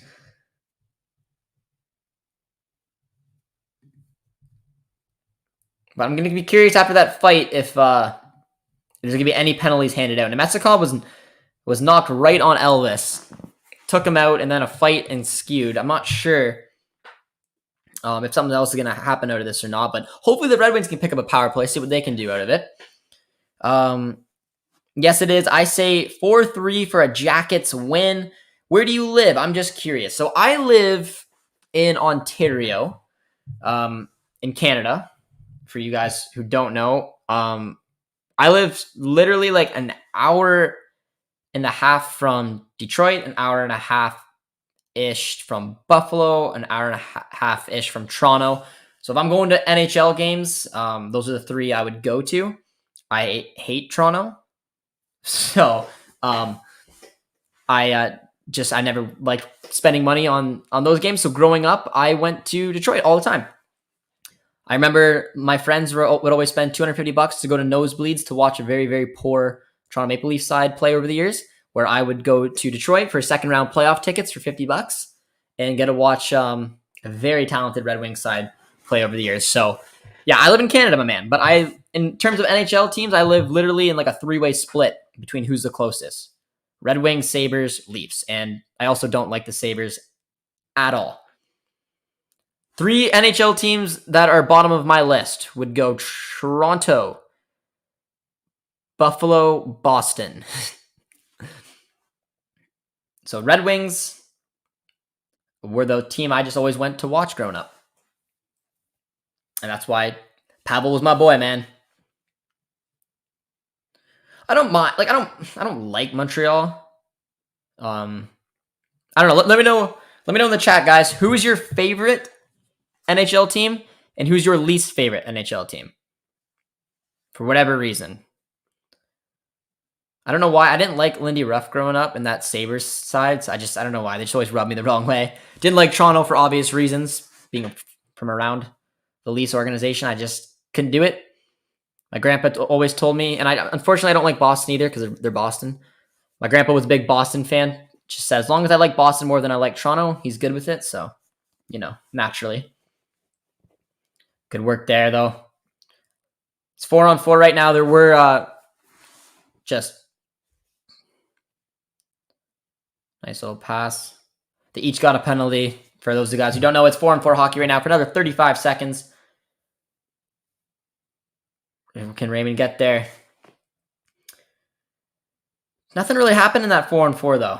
Jackets dominated a little bit most of the possession in it, but I don't even think there was a shot in that 4-on-4. Last minute of play, though, in the second, guys. Raymond is out there. Habs and Leafs are the worst. Habs, Toronto, Boston for me. I hate them. Toronto, Habs, Boston. I can see it. I don't know why. Sorry, Buffalo. I just couldn't get on your side growing up. Jackets are my favorite team. Tampa Bay, least because they swept Tampa in 2019. Fair. Yeah, that was super impressive. Watching the President's Trophy winners get swept from the Jackets. I think every neutral that year whose team wasn't in the playoffs was going for the Jackets.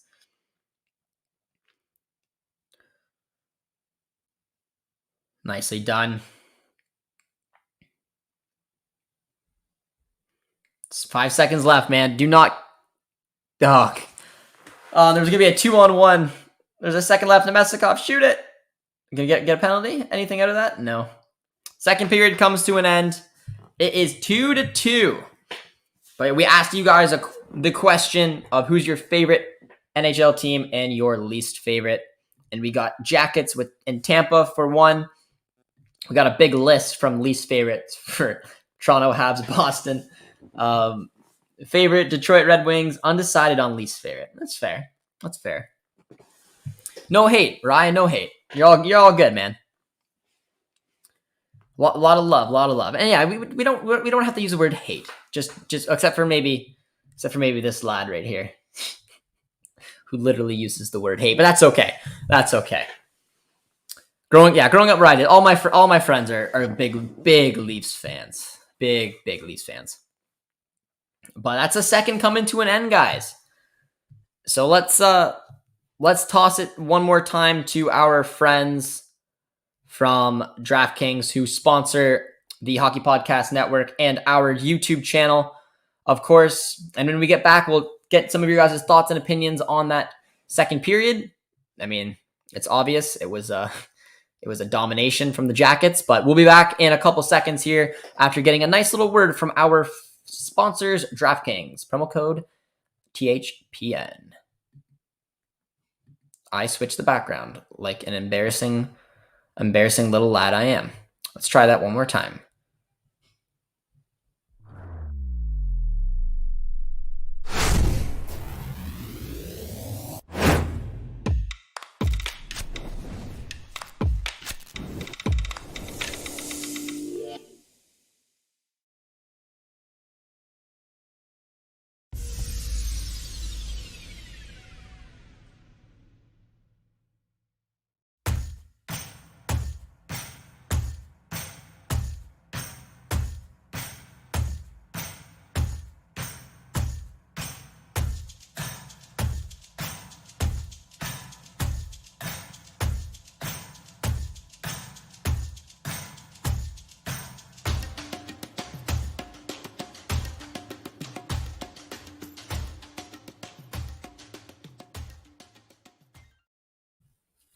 And we're back.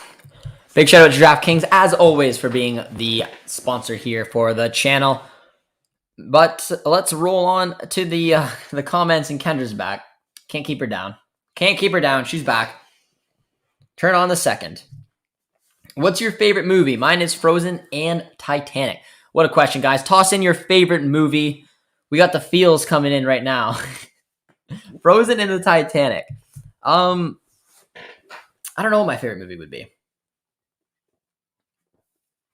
Maybe Wolf of Wall Street. Not sure if that's in.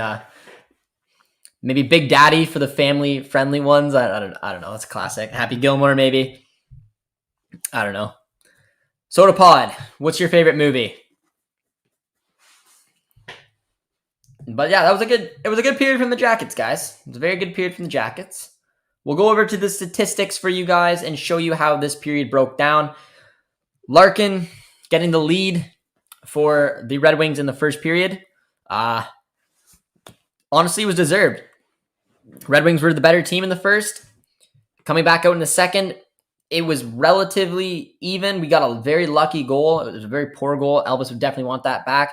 But then after those two back-to-back power plays, the Jackets just ran over the Red Wings in that second period and got rewarded towards the end. Grease was, I still say he's the best player on the ice tonight. He's made incredible save after incredible save. Can't really blame him on either goal. The second one, maybe a little questionable, but it was a really well-placed shot. Jenner got it back to a 2-1 game, and then Boquist with his first NHL goal. And it's 2-2. Taking a look at the statistics, shots are 27-14. So you know where the shots were coming from. Block shots were 7-7. The saves were 25-12. Penalties were 3-1. There was the two that happened at the same time for the fight. So really, there's been two power plays for the Jackets in the game. That's been about it. Hits are even thrown back to the Jackets' way. 23-18. Faceoffs are pretty even as well.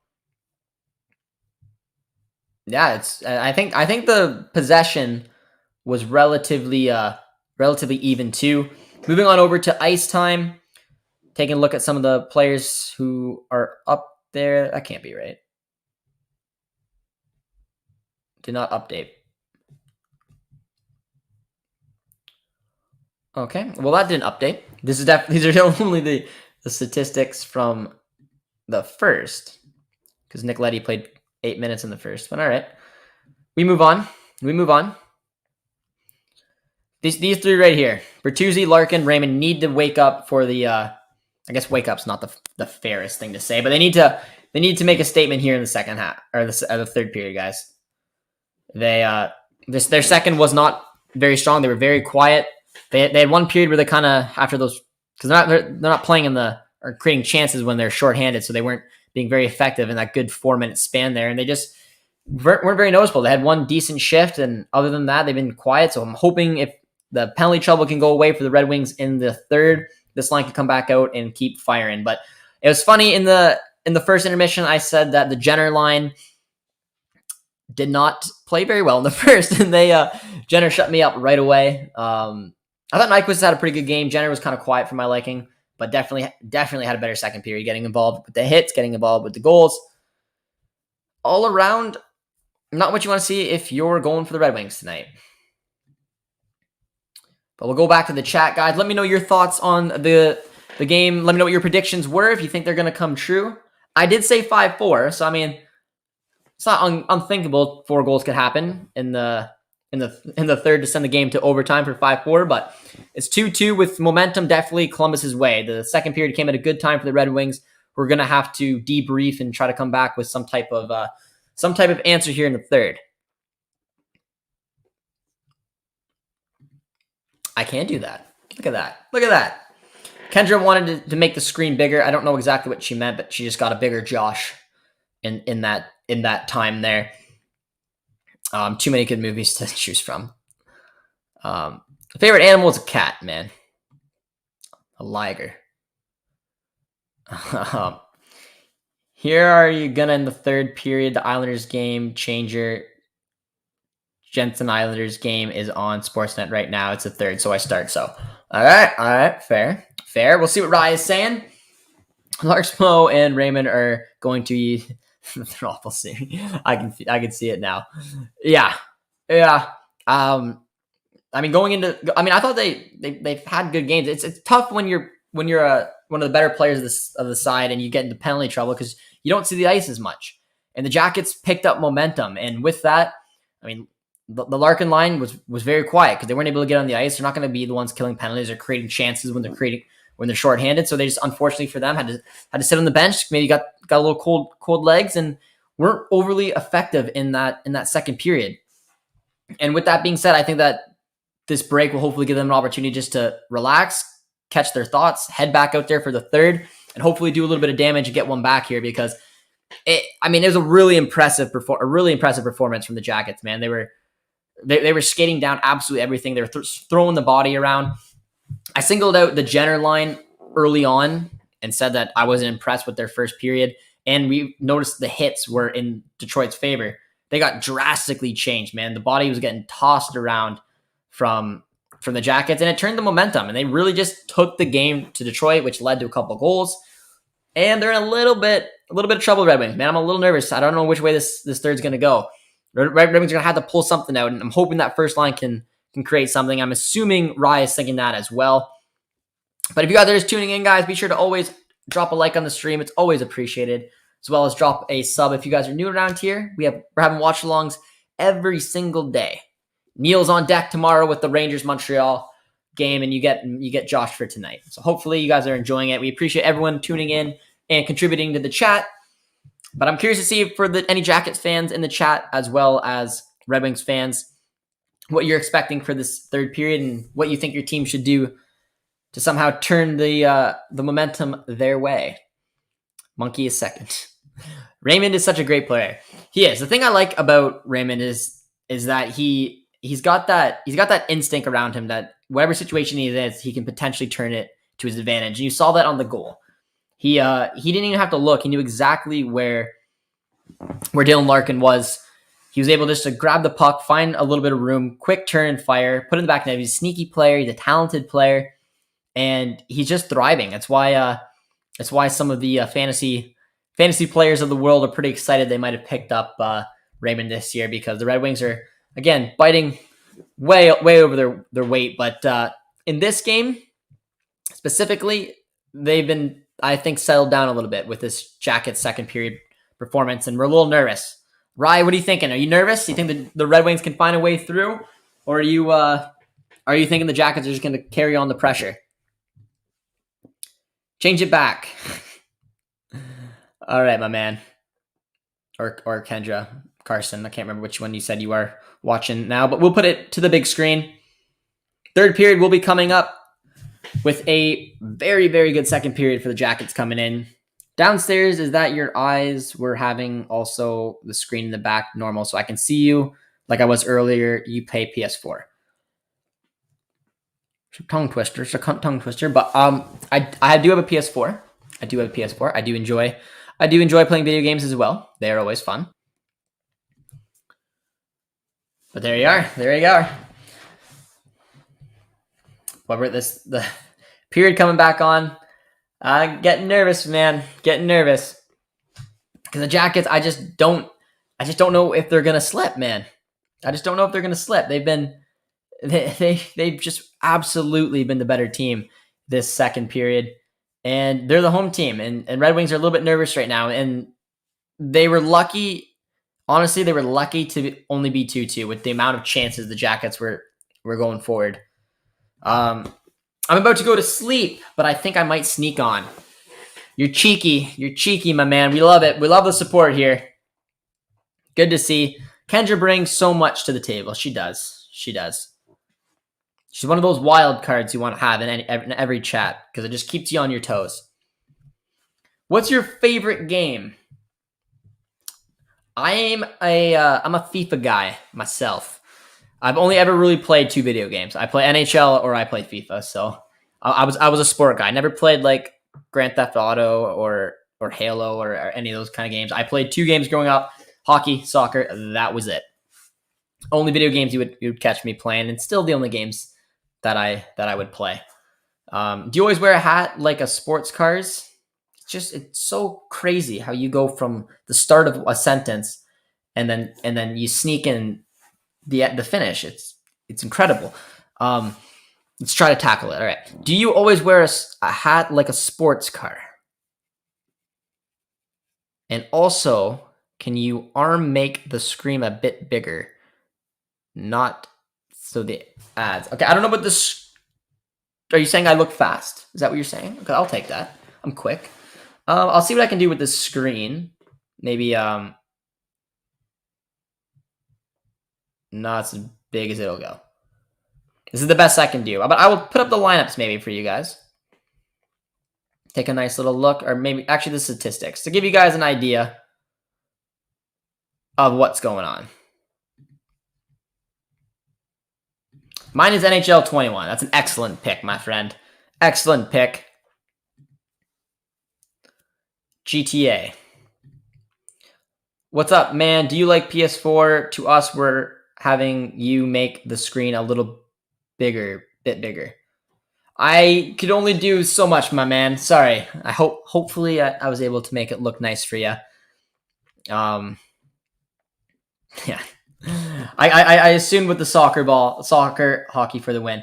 Who's your soccer team, my friend? If you can't tell, I have one in the background for my team. But let me know, Michael, if you have a soccer team as well. I think the Jackets, and when can you get the grilled a little bit bigger? Kendra is 100% not talking into her phone. Josh is on Kendra's living room TV. Okay, go to overtime in period. We will see. Do you guys think this game's got any chance of going to overtime? Hockey and the NFL. Go Vikings. Gophers. I do not watch, again, even watching sports, I watch two sports. I watch hockey and soccer. That is it. That is all. Just I played football for 2 years in high school. Was the kicker, as you could probably guess. So, successful. We won. Didn't know what I was doing. They said, Josh, get out there, kick it. I kicked it. Went in. Or up. But yeah, I don't know. I just didn't get into those sports. Hockey and soccer for me, my friend. I think it might. I can't watch it, but basing off of this combo, then maybe. Well, Ryan, I'm glad that you're able to tune in. Hope you're enjoying the stream as well. We appreciate you commenting. Everyone who is commenting and joining the stream tonight, dropping a sub, dropping a like. You guys are all very much appreciated. But yeah, man, the game right now is definitely in Columbus's favor. I'm just hoping that the start of the period, there's going to be just some type of reaction for the Red Wings, and they can come out hot. We'll have to see. Real Madrid and the Dallas Stars for your hockey. It's respectable. Mom's from Spain, dad's from Maryland, and I'm from Dallas. Love BBB, Royce, Holland, unstoppable. Very cool, my man. Very cool. I am I was doing Twitch streaming for Borussia Dortmund for a while there, so big Dortmund fan. That's definitely my team. But that's very cool that your mom's from Spain. My mom and dad don't know anything about any of the sports that I love. They're Canadian through and through who don't follow a lot of sports. But yeah, having a little Spanish in your blood would definitely get you into soccer, no doubt about it. Assuming maybe then you'd be a Dallas FC fan as well, just because it, local team to you. I'm not sure. Stop playing NHL 20. Might get 22 for my birthday. Have you ever played 21? I think 20 is better. That's interesting. I don't know. I mean, once a new game comes out, that's the one that I usually play. Whether 20 is better than 21 potentially, but I like playing online. Little ultimate team. Love MMA and hockey though. Couldn't get into MMA either, man. I don't know what it is with me. I cannot watch any other sport. Doesn't matter what it is. I just cannot watch it unless it's hockey or soccer. I suck at football, but I am a really good soccer goalie. Attaboy, man. There's a sport. That's a good sport. I don't know if I'd sit in front of a ball to be a goalie, but I respect those that do. What time do you plan to chat? 21 or 22? I'm good for that for my birthday. What do you like? If I were you, I would get 22. I would get the newer game, and I would play online because that's where you get the most thrill. And when I say thrill, I meant built up anger and emotion. So if you like that, then I recommend playing online. And hopefully you can control your temper more than I could, because I usually can't.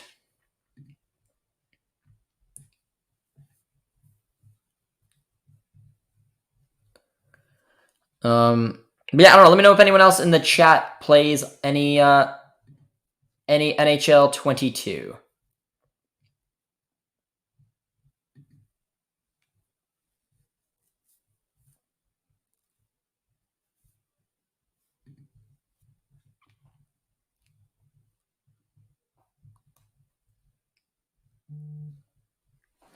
I always get hit in the head because they kick the ball too hard.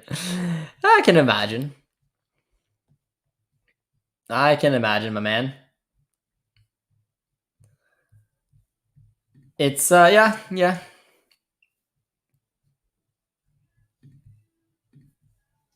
But third period's getting underway, guys. So let's do this. Let's get the score back up. We'll go to the match summary.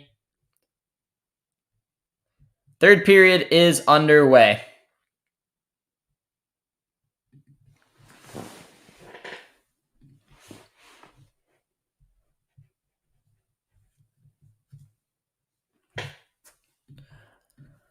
All right, Red Wings, let's do this. Let's see what we can do.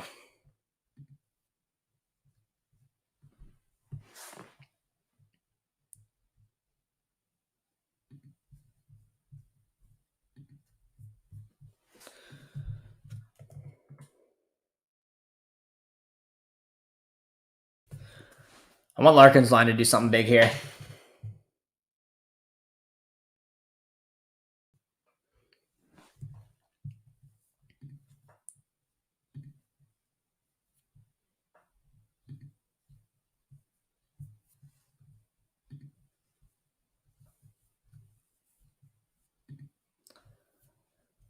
If you like Pokemon, what's your favorite Pokemon?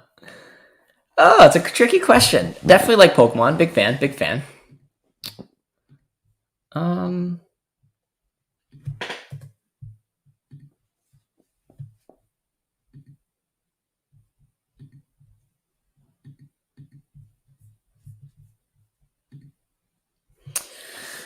Huh. Oh, good opportunity there. Agrees with a nice save.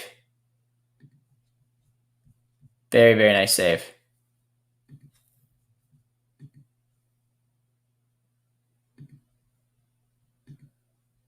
I think it was a save. Let's take a look. It was a nice little back pass. That was definitely a save. Yeah, it was. It was a good save by Grease once again. If you like Pokemon, what's your favorite? Where? My favorite would be, I don't know who my favorite would be. Let me think. I'll get back to you in a second. What's your name? My name is Josh, though, guys. My name is Josh. Is there a penalty coming up here? No. Nyquist is not having it. Whistle went down.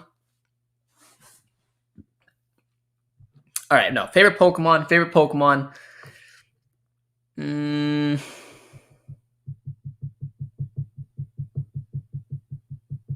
Alakazam.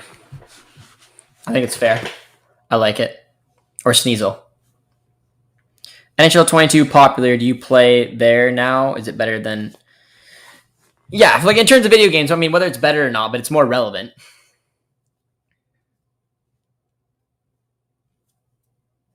So I would get 22 if you were debating it. Actually, no, sorry. My favorite Pokemon is Umbreon. That is the answer. That's my final answer. That is my favorite Pokemon. You had me on the spot. I couldn't think. My name is Jeff.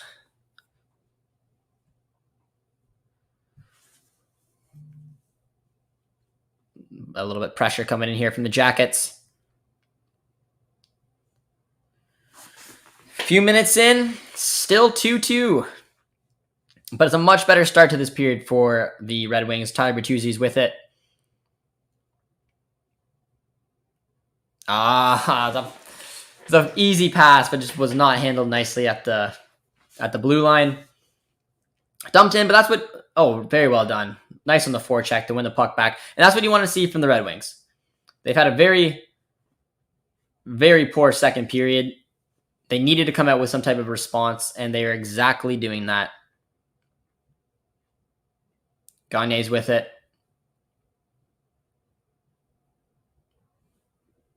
Nice little opportunity there, but that's a much better start to the period, and it's looking like Red Wings definitely got some type of talking to at the intermission there. What about Meowth? He's a cat. He's a cat. He's a cat. Not my favorite cat, though. Not a Meowth fan. Columbus, do something big here. It's going to be interesting. The Jackets definitely look like the team that is going to get the next one. But the start to the third has been, I guess, well received from anyone who's cheering on the Red Wings here. But Rye, if you're still with us in the chat, my man, who's your favorite Red Wing player on this current team? Mine's Larkin. Or any Red Wings fan in the chat, let me know who your favorite... oh, nice play, and dings one off the post. Really well done. Raymond had a beautiful shot there, but Larkin has been perfect pretty much on faceoffs all night long, winning another one. And with that dangerous faceoff win led to a big opportunity, and I'm pretty sure Raymond just pinged that one off the post.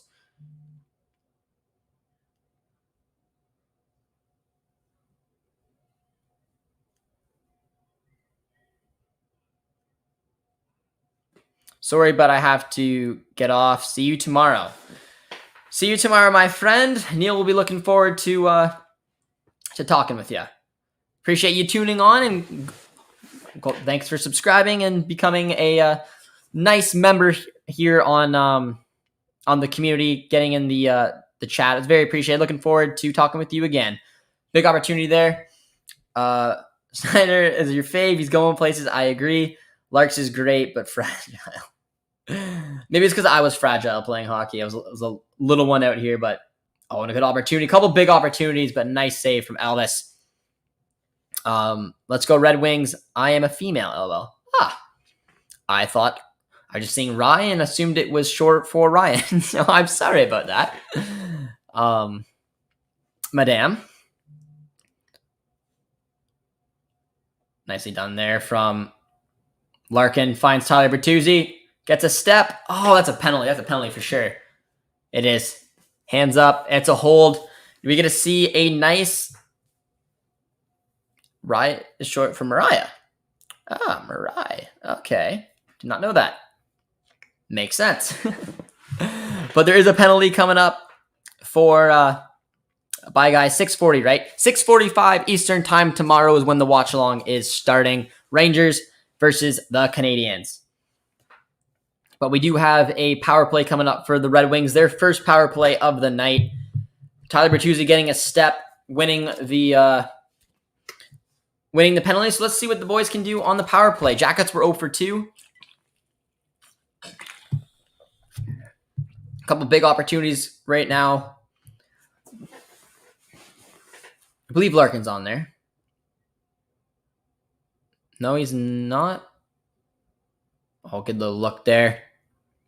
This is definitely the second unit. First line was just on. Suited as well.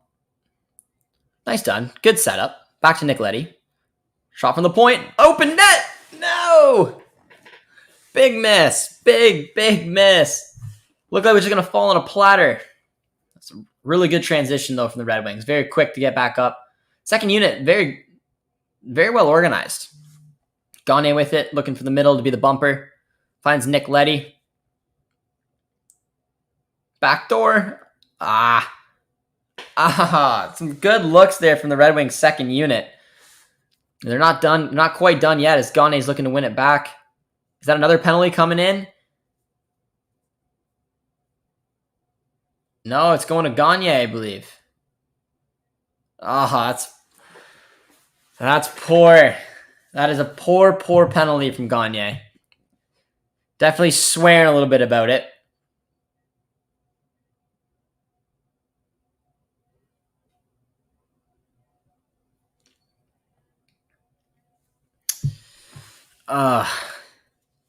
So let's see what happened here. It was stuck in his feet. Not really sure where the penalty is going there.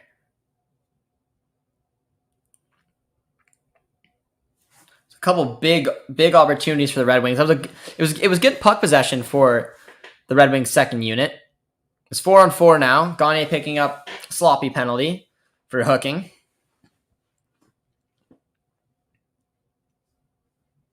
There, a laptop. You can fix it up on the ground so I can see it. The City Life Project is very impressed with Kendra's comment, which I don't exactly know how to answer, but a good little opportunity here for the Jackets. Ooh, good little opportunity. Here comes Dylan Larkin. Find a little bit of speed, a little 4-on-4 action.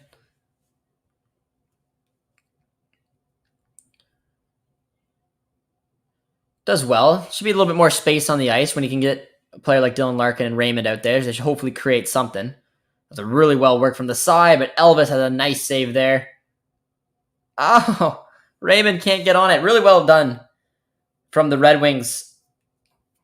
Raymond and Larkin looking for a chance, but could not find a way through. And the Jackets, if they were smart, which it looks like they are, they're going to just kill off the last 10 or so seconds to gain a change and to get ready for a power play.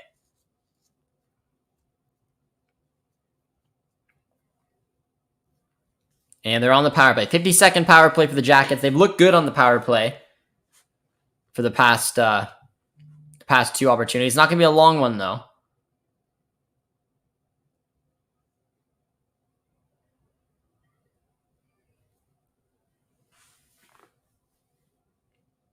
Hey, sister, can you turn on around and turn on your laptop or iPad so I can see the scoreboard?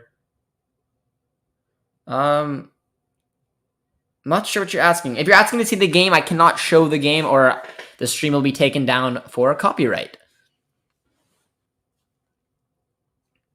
So sorry, Kendra, my friend. Don't you do something big from the Red Wings. It's a good little opportunity there. Jackets coming in once again. But Tyler Bertuzzi throwing the body on the line. And it's a nice little penalty kill once again. Can Gagne get out of the box? They can. It looks like a 3-on-1. Gagne. Gagne! Oh! Oh, it's in. Oh, they're saying no goal. Oh, this one's got to be reviewed. Come on, that's got to be a goal. It went in the back of the net. I'm not fully sure what happened here. I'm not listening to the game, you guys can't tell, but it looked onside. Really good pass to Gagne, back to Bertuzzi, right back to Gagne, complete empty net. Oh, and he did hit it. He did hit it with a high stick. Come on. Did not count. I didn't even notice that it did look like he hit it with a high stick. And then Bertuzzi put it in the back of the net. Ah, that's a shame. That's a shame. I thought that was in, man. I thought that was in.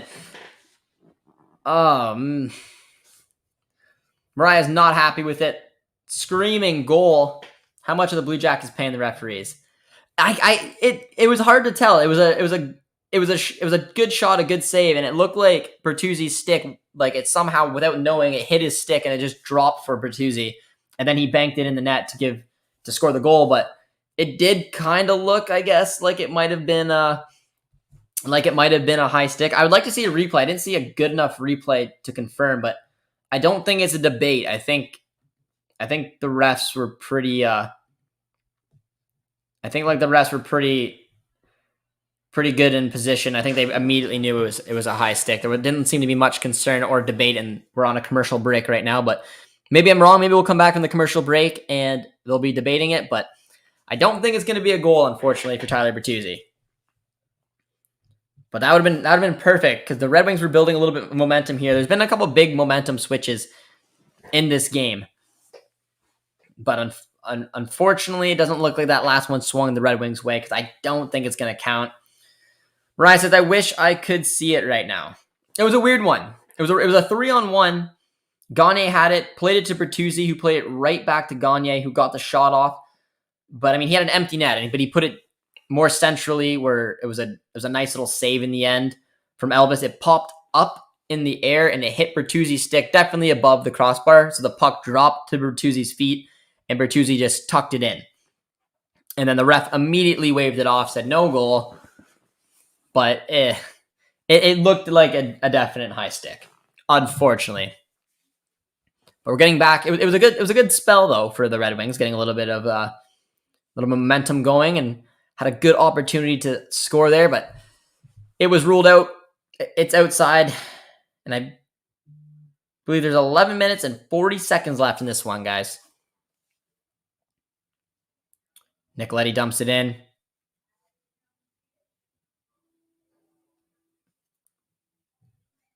Nice little pass out to Voracek.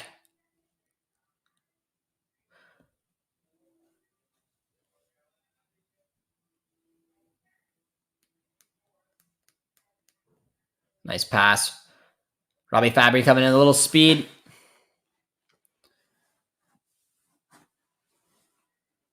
Here's a good little opportunity for the Red Wings. Good.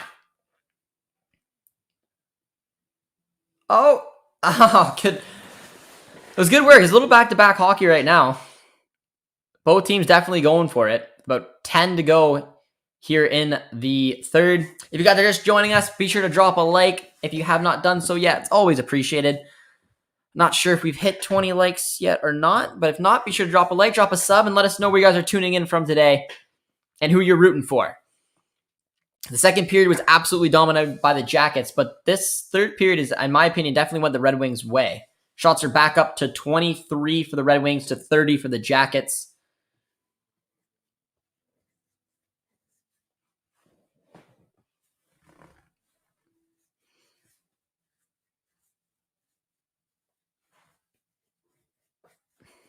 Kendra, I'm not sure what you're asking me, my friend. Turn it around so I can see Bruno has a scoreboard. Can you change it and turn it around so I can see like you game? I'm not sure what you're saying. I can't do anything else, my friend.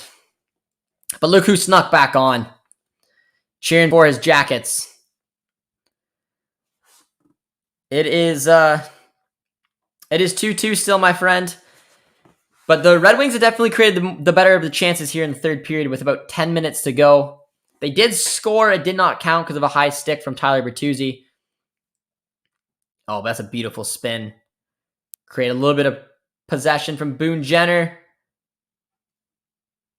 Oh, the poor pass. Big opportunity for the Jackets.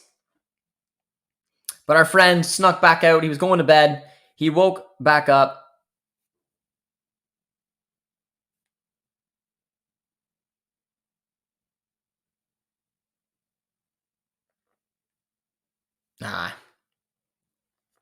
I think Charlie's trying to see the game, but you mentioned you cannot.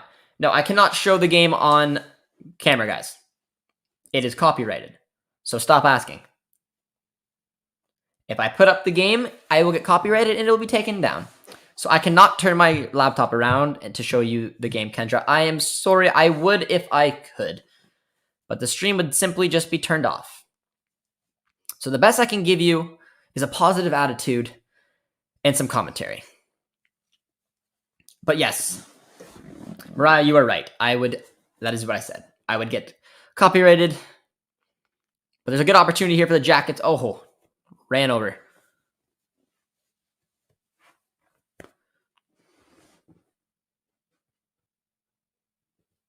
But let's give a round of applause to our friend who snuck back on here. That was actually a very incredible save on Sam Gagne from Elvis. I just saw the replay of it. It was such a good save. Beautiful pass back and forth from Bertuzzi to Gagne. That should have been in the back of the net. That was a golden opportunity. Ah, that's frustrating, man. But we're at 19 likes, guys. Can anyone pump us up to 20? Anyone here who hasn't dropped a like? Let's see if we can get to 20 likes. Sitting very, very cautiously on 19 right now. With 9 minutes left in the third, still 2-2. A lot of the score lines for you guys predicting earlier in the day was all 1 or 2 goal games. So it looks like someone's gonna be right. My prediction was 5-4, so it looks like I'm going out here. But I think we had a couple 3-2 predictions, guys.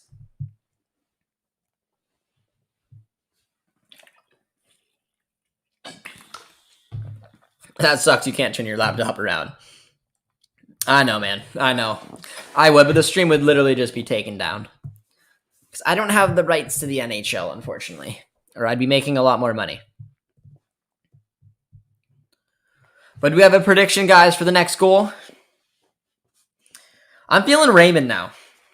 When I called the last one, I was right. I was feeling Larkin, but let me know who you guys are feeling to score the next goal. For me, I'm going Raymond. He's been around the net all night. He's had a couple big chances, and he just hasn't found his way. So I'm backing Raymond to get the game winner. 3-2 for the Red Wings is my prediction, but Elvis made an unbelievable save earlier on in here. I got $80 on red to win. Gumdrop. I'm with Gumdrop, LOL. Mariah, did you drop $80 on the Red Wings as well? That's hilarious. Well, if you go to DraftKings, promo code THPN for the Hockey Podcast Network, if you're looking to throw a little bit of money, a little action on here. But it looks like another good opportunity for the Jackets. But it looks like we want the Red Wings to win. There's a few Jackets fans in the chat, so we gotta remember that. But it does look like hopefully the Red Wings will find a way. Sorry to the Jackets supporters. And I believe at one point they were big underdogs. I think once it was 2-2, it looked like the big favorites were the Jackets. It's hard to make a prediction without knowing who is on the ice. That's true. Got to be strategic about it. Yeah, it'll be interesting. Just 8 minutes and 18 seconds left as Greece just covers up for a face-off in the Detroit end. These are the shots tonight. It was 10-10, 17-15, and 5-5 for Greece. He made 10 out of 10 saves in the first, 15 out of 17 in the second, and 5 for 5 in the third. Elvis always makes the best saves. Well, that one save on Gagne, I mean, I thought Greece, he had that spell I was talking about 30 seconds, 6 saves where on a power play where he was incredible. But I think save of the night had to go to Elvis, man. It was something else. But that's nicely done there from Voracek at the point. But good defending there. Can they get the puck out? Red Wings can. 3-on-2-ish. Nothing from it. Suter. Robbie Fabry. Breaks the Sillinger with Voracek up there. 2.05% or 2.05 payout if I throw 200 on the Red Wings. I'm thinking about it. It could go any way, man. The Red Wings, in my opinion, have been better in this third period, but they were really poor in the second. Oh, that's got to be a penalty. No? Just toss a Suter to the ground. Poor. And if we go to overtime, what time do you think you'll get off? Probably just before 10. But I think that should have been a penalty. That was just tossed him right to the ground. Looked a little dirty, but whatever. Uh-oh. Jackets in a dangerous position. That was just wide there. Red Wings first line is out for any of the gamblers in the chat. Larkin's with it. Nice head of steam. What's Elvis going to do? Tries to clear it himself. Here comes Bertuzzi. Raymond! I called it again! You guys should have been listening to me all night, guys. The bets were right there for you guys all to make. I called Lark and I said, next one's going to Raymond. Who remembers me saying that? I said, I'm feeling Raymond. He's been around the net all night long. I'm getting him for the 3-2 Red Wings, calling it now. But well done from Larkin to win the puck to Bertuzzi. What a pass. Raymond makes it 3-2. I called it. And Michael's regretting not throwing the money down. 3-2 Red Wings. Noah's fired right up. I need someone to acknowledge the fact that I said it's going to be 3-2 Red Wings, Raymond goal. There you go. Mariah remembers. Mariah, there you go. My heart. I also called the Larkin goal. So the money was there to be made. I should have been betting. What is wrong with me? Our sponsor is literally DraftKings. What am I doing? You said 5-4 at the end of the game. No. I'll take the L on that one. I'll take the L on the 5-4 prediction. I'll take this 3-2 prediction, but I called the first goal, the goal of the game, and I called Raymond scoring the third. So you know what? I feel pretty good with my predictions, but I will take the 3-2 win for the Red Wings. Let's see if we can close this thing out. But that was a nice, beautiful done. And it was that top line. It was a line we were talking about all game. In the third, they had to find a way to get a goal, and they did. Really, really good pressing there in the corner. Larkin finds a way with an active stick to win the puck. Bertuzzi with a very sneaky little pass. And Raymond, sharpshooter he is, puts in the back of the net. 3-2 for the Red Wings. And we are laughing right now. With about 5 to go. 3-2 for the Wings.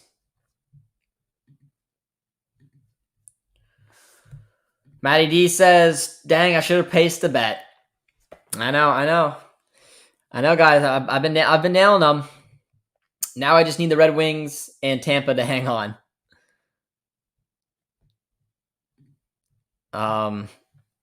It'd be an interesting playoff game for sure. There's 5 to go. Red Wings got the lead. I think it was well deserved. After a shaky second period, I thought Red Wings had been the better team in the third period, and the top line rewards for it. But it's what you like to see. I mean, Larkin in the corner, digging for the puck, active stick, somehow just knocked the puck off right to Bertuzzi, and the patience to walk around the defender, to put it on a platter for Raymond. It's what you want to see from the top line. And I should have placed the bet on it because I literally called it. But I was just talking about my day of school. That's crazy at all. I'm still talking to it. Noah, what an interesting playoff game that would be. Red Wings in Tampa. What's the score of the Tampa game, guys? Noah, are you keeping an eye on that one as well?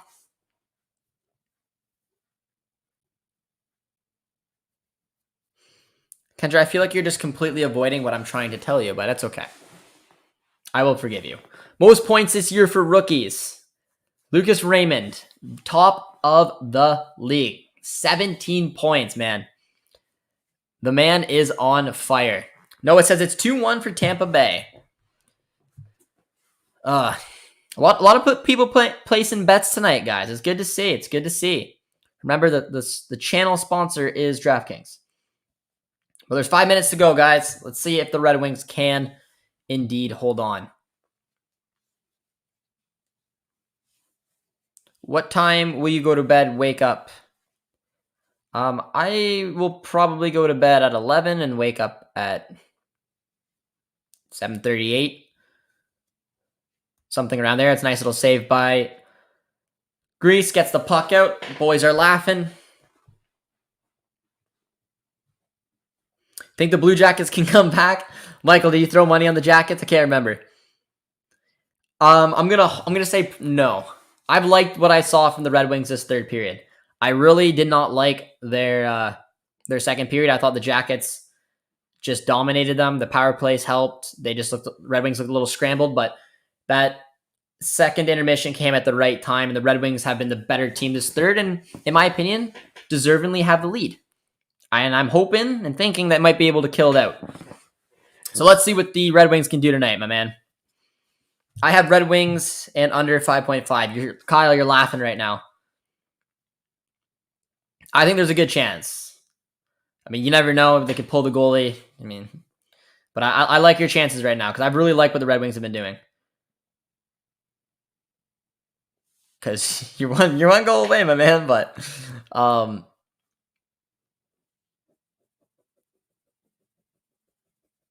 here's a breakaway. Ah, Kyle. Ah. Well, maybe my prediction will come true. Now I got to pick another goal. But that's a 3-3 scoreline right there. Beautiful, beautiful little touch pass, I guess. I don't even know if you want to call it that, but Voracek somehow finding a way through. Went 5-hole. 3-3 is the score. Was just getting fired up.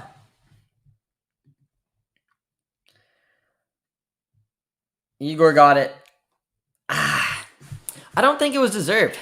I don't think it was deserved. I think I was liking the way the Red Wings were playing. I thought they were gonna be able to fill this one out. It was a mix up, and Voracek he improvised. I guess what he did. He had an awkward pass, and he somehow was able to stick it for a breakaway. But now it's 3-3, man. Makes for an interesting game for sure. But I was hoping the Red Wings were going to find a way. It's frustrating. Michael's not happy. That's a good save there from Greece. Why is there no more Columbus fans? If you're a Columbus fan, say hi in the chat. If you're a Red Wings fan, put an F in the chat for that last goal. What the F am I? Makes for an interesting game. Please don't go to overtime. Lucky That Small says, hi, how you doing, my friend? Sam says hi. There's a few Jackets fans. Got a gumdrop and Mariah with the F with the Red Wings fans. That's okay. Lucky says, let's go Blue Jackets. This has been a good game. It's been an entertaining game. That's a good little opportunity there. Nemestikov, I believe, tipped that just over the net. All right, I'm gonna throw another name down, guys. If you're a fan, who's gonna score the next goal? Oh gosh, that would have been a beautiful one. Nemestikov. She is stressing me out. Yeah, I was a little annoyed. I felt confident once the Red Wings made it 3-2, to be honest. Tim says Bertuzzi. I like that pick. Everyone from the top line scoring. I like that. That's a good pick. I'm going to go Raymond, though, with 2. A 2-goal performance from Raymond. I liked him in this third period a lot. My boy Larkin as well. 17 points, though, for the rookie is super, super impressive. Him, Larkin, Bertuzzi are having some fun on this top pairing, and they're going to see a lot of ice the remaining 2 minutes plus more if it goes to overtime. 2 minutes to go.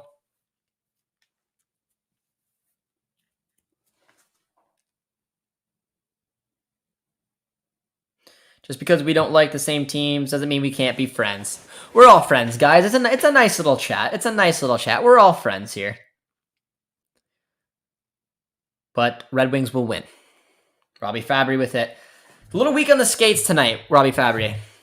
I've seen 2 or 3. I mean, he's a little guy out there, but there's been 2 or 3 occasions where he's just been pushed off the puck a little bit too easy for my liking. Got the poor turnover there late in the game. Fabry does come back, though.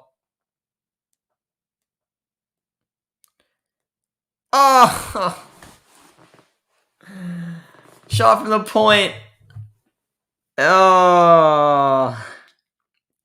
4-3 Jackets. Werenski with a bullet from the point. Oh, no. 4-3 Jackets. I did not see that coming.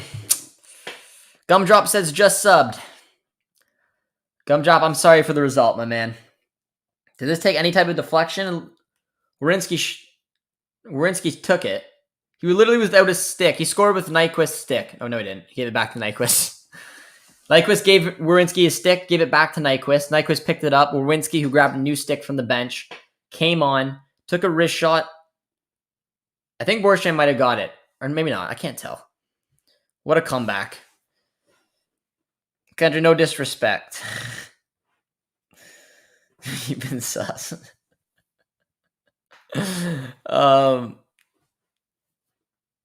Just sub. But big shout out to Gumdrop for the sub. We appreciate it. Tim says, let's get that play-by-play.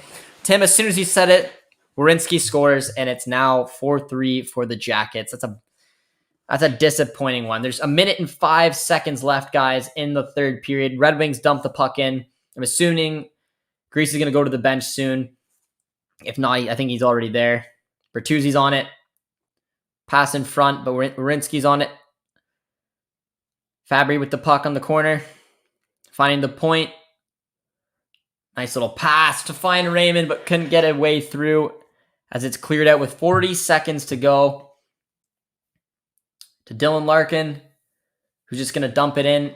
And Elvis goes for goal. Is Elvis going to score? Oh, wow. Got the icing call with 28 seconds left. Elvis, and that's what you should have done. Put some money on Elvis for the next goal because he went for it, man. Wonder if it's going to burn him. A lot of people don't like seeing goalies going for the empty netter like that because if you miss, it's an icing, which is exactly what it is right now.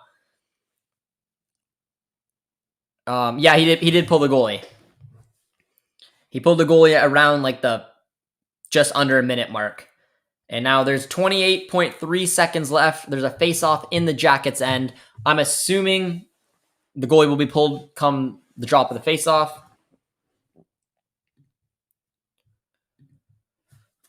But yeah, Werenski's shot went straight in. Kind of looked like a deflection. It might have gone on it, but it was just a shot from the point.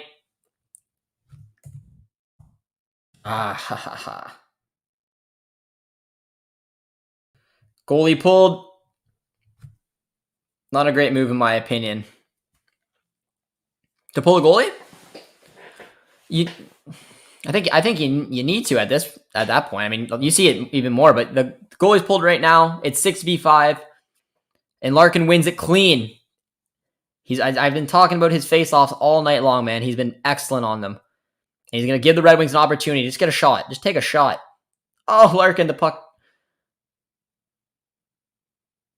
Can they find a way through? Where is it? Robbie Fabry. Oh, the Jackets get it.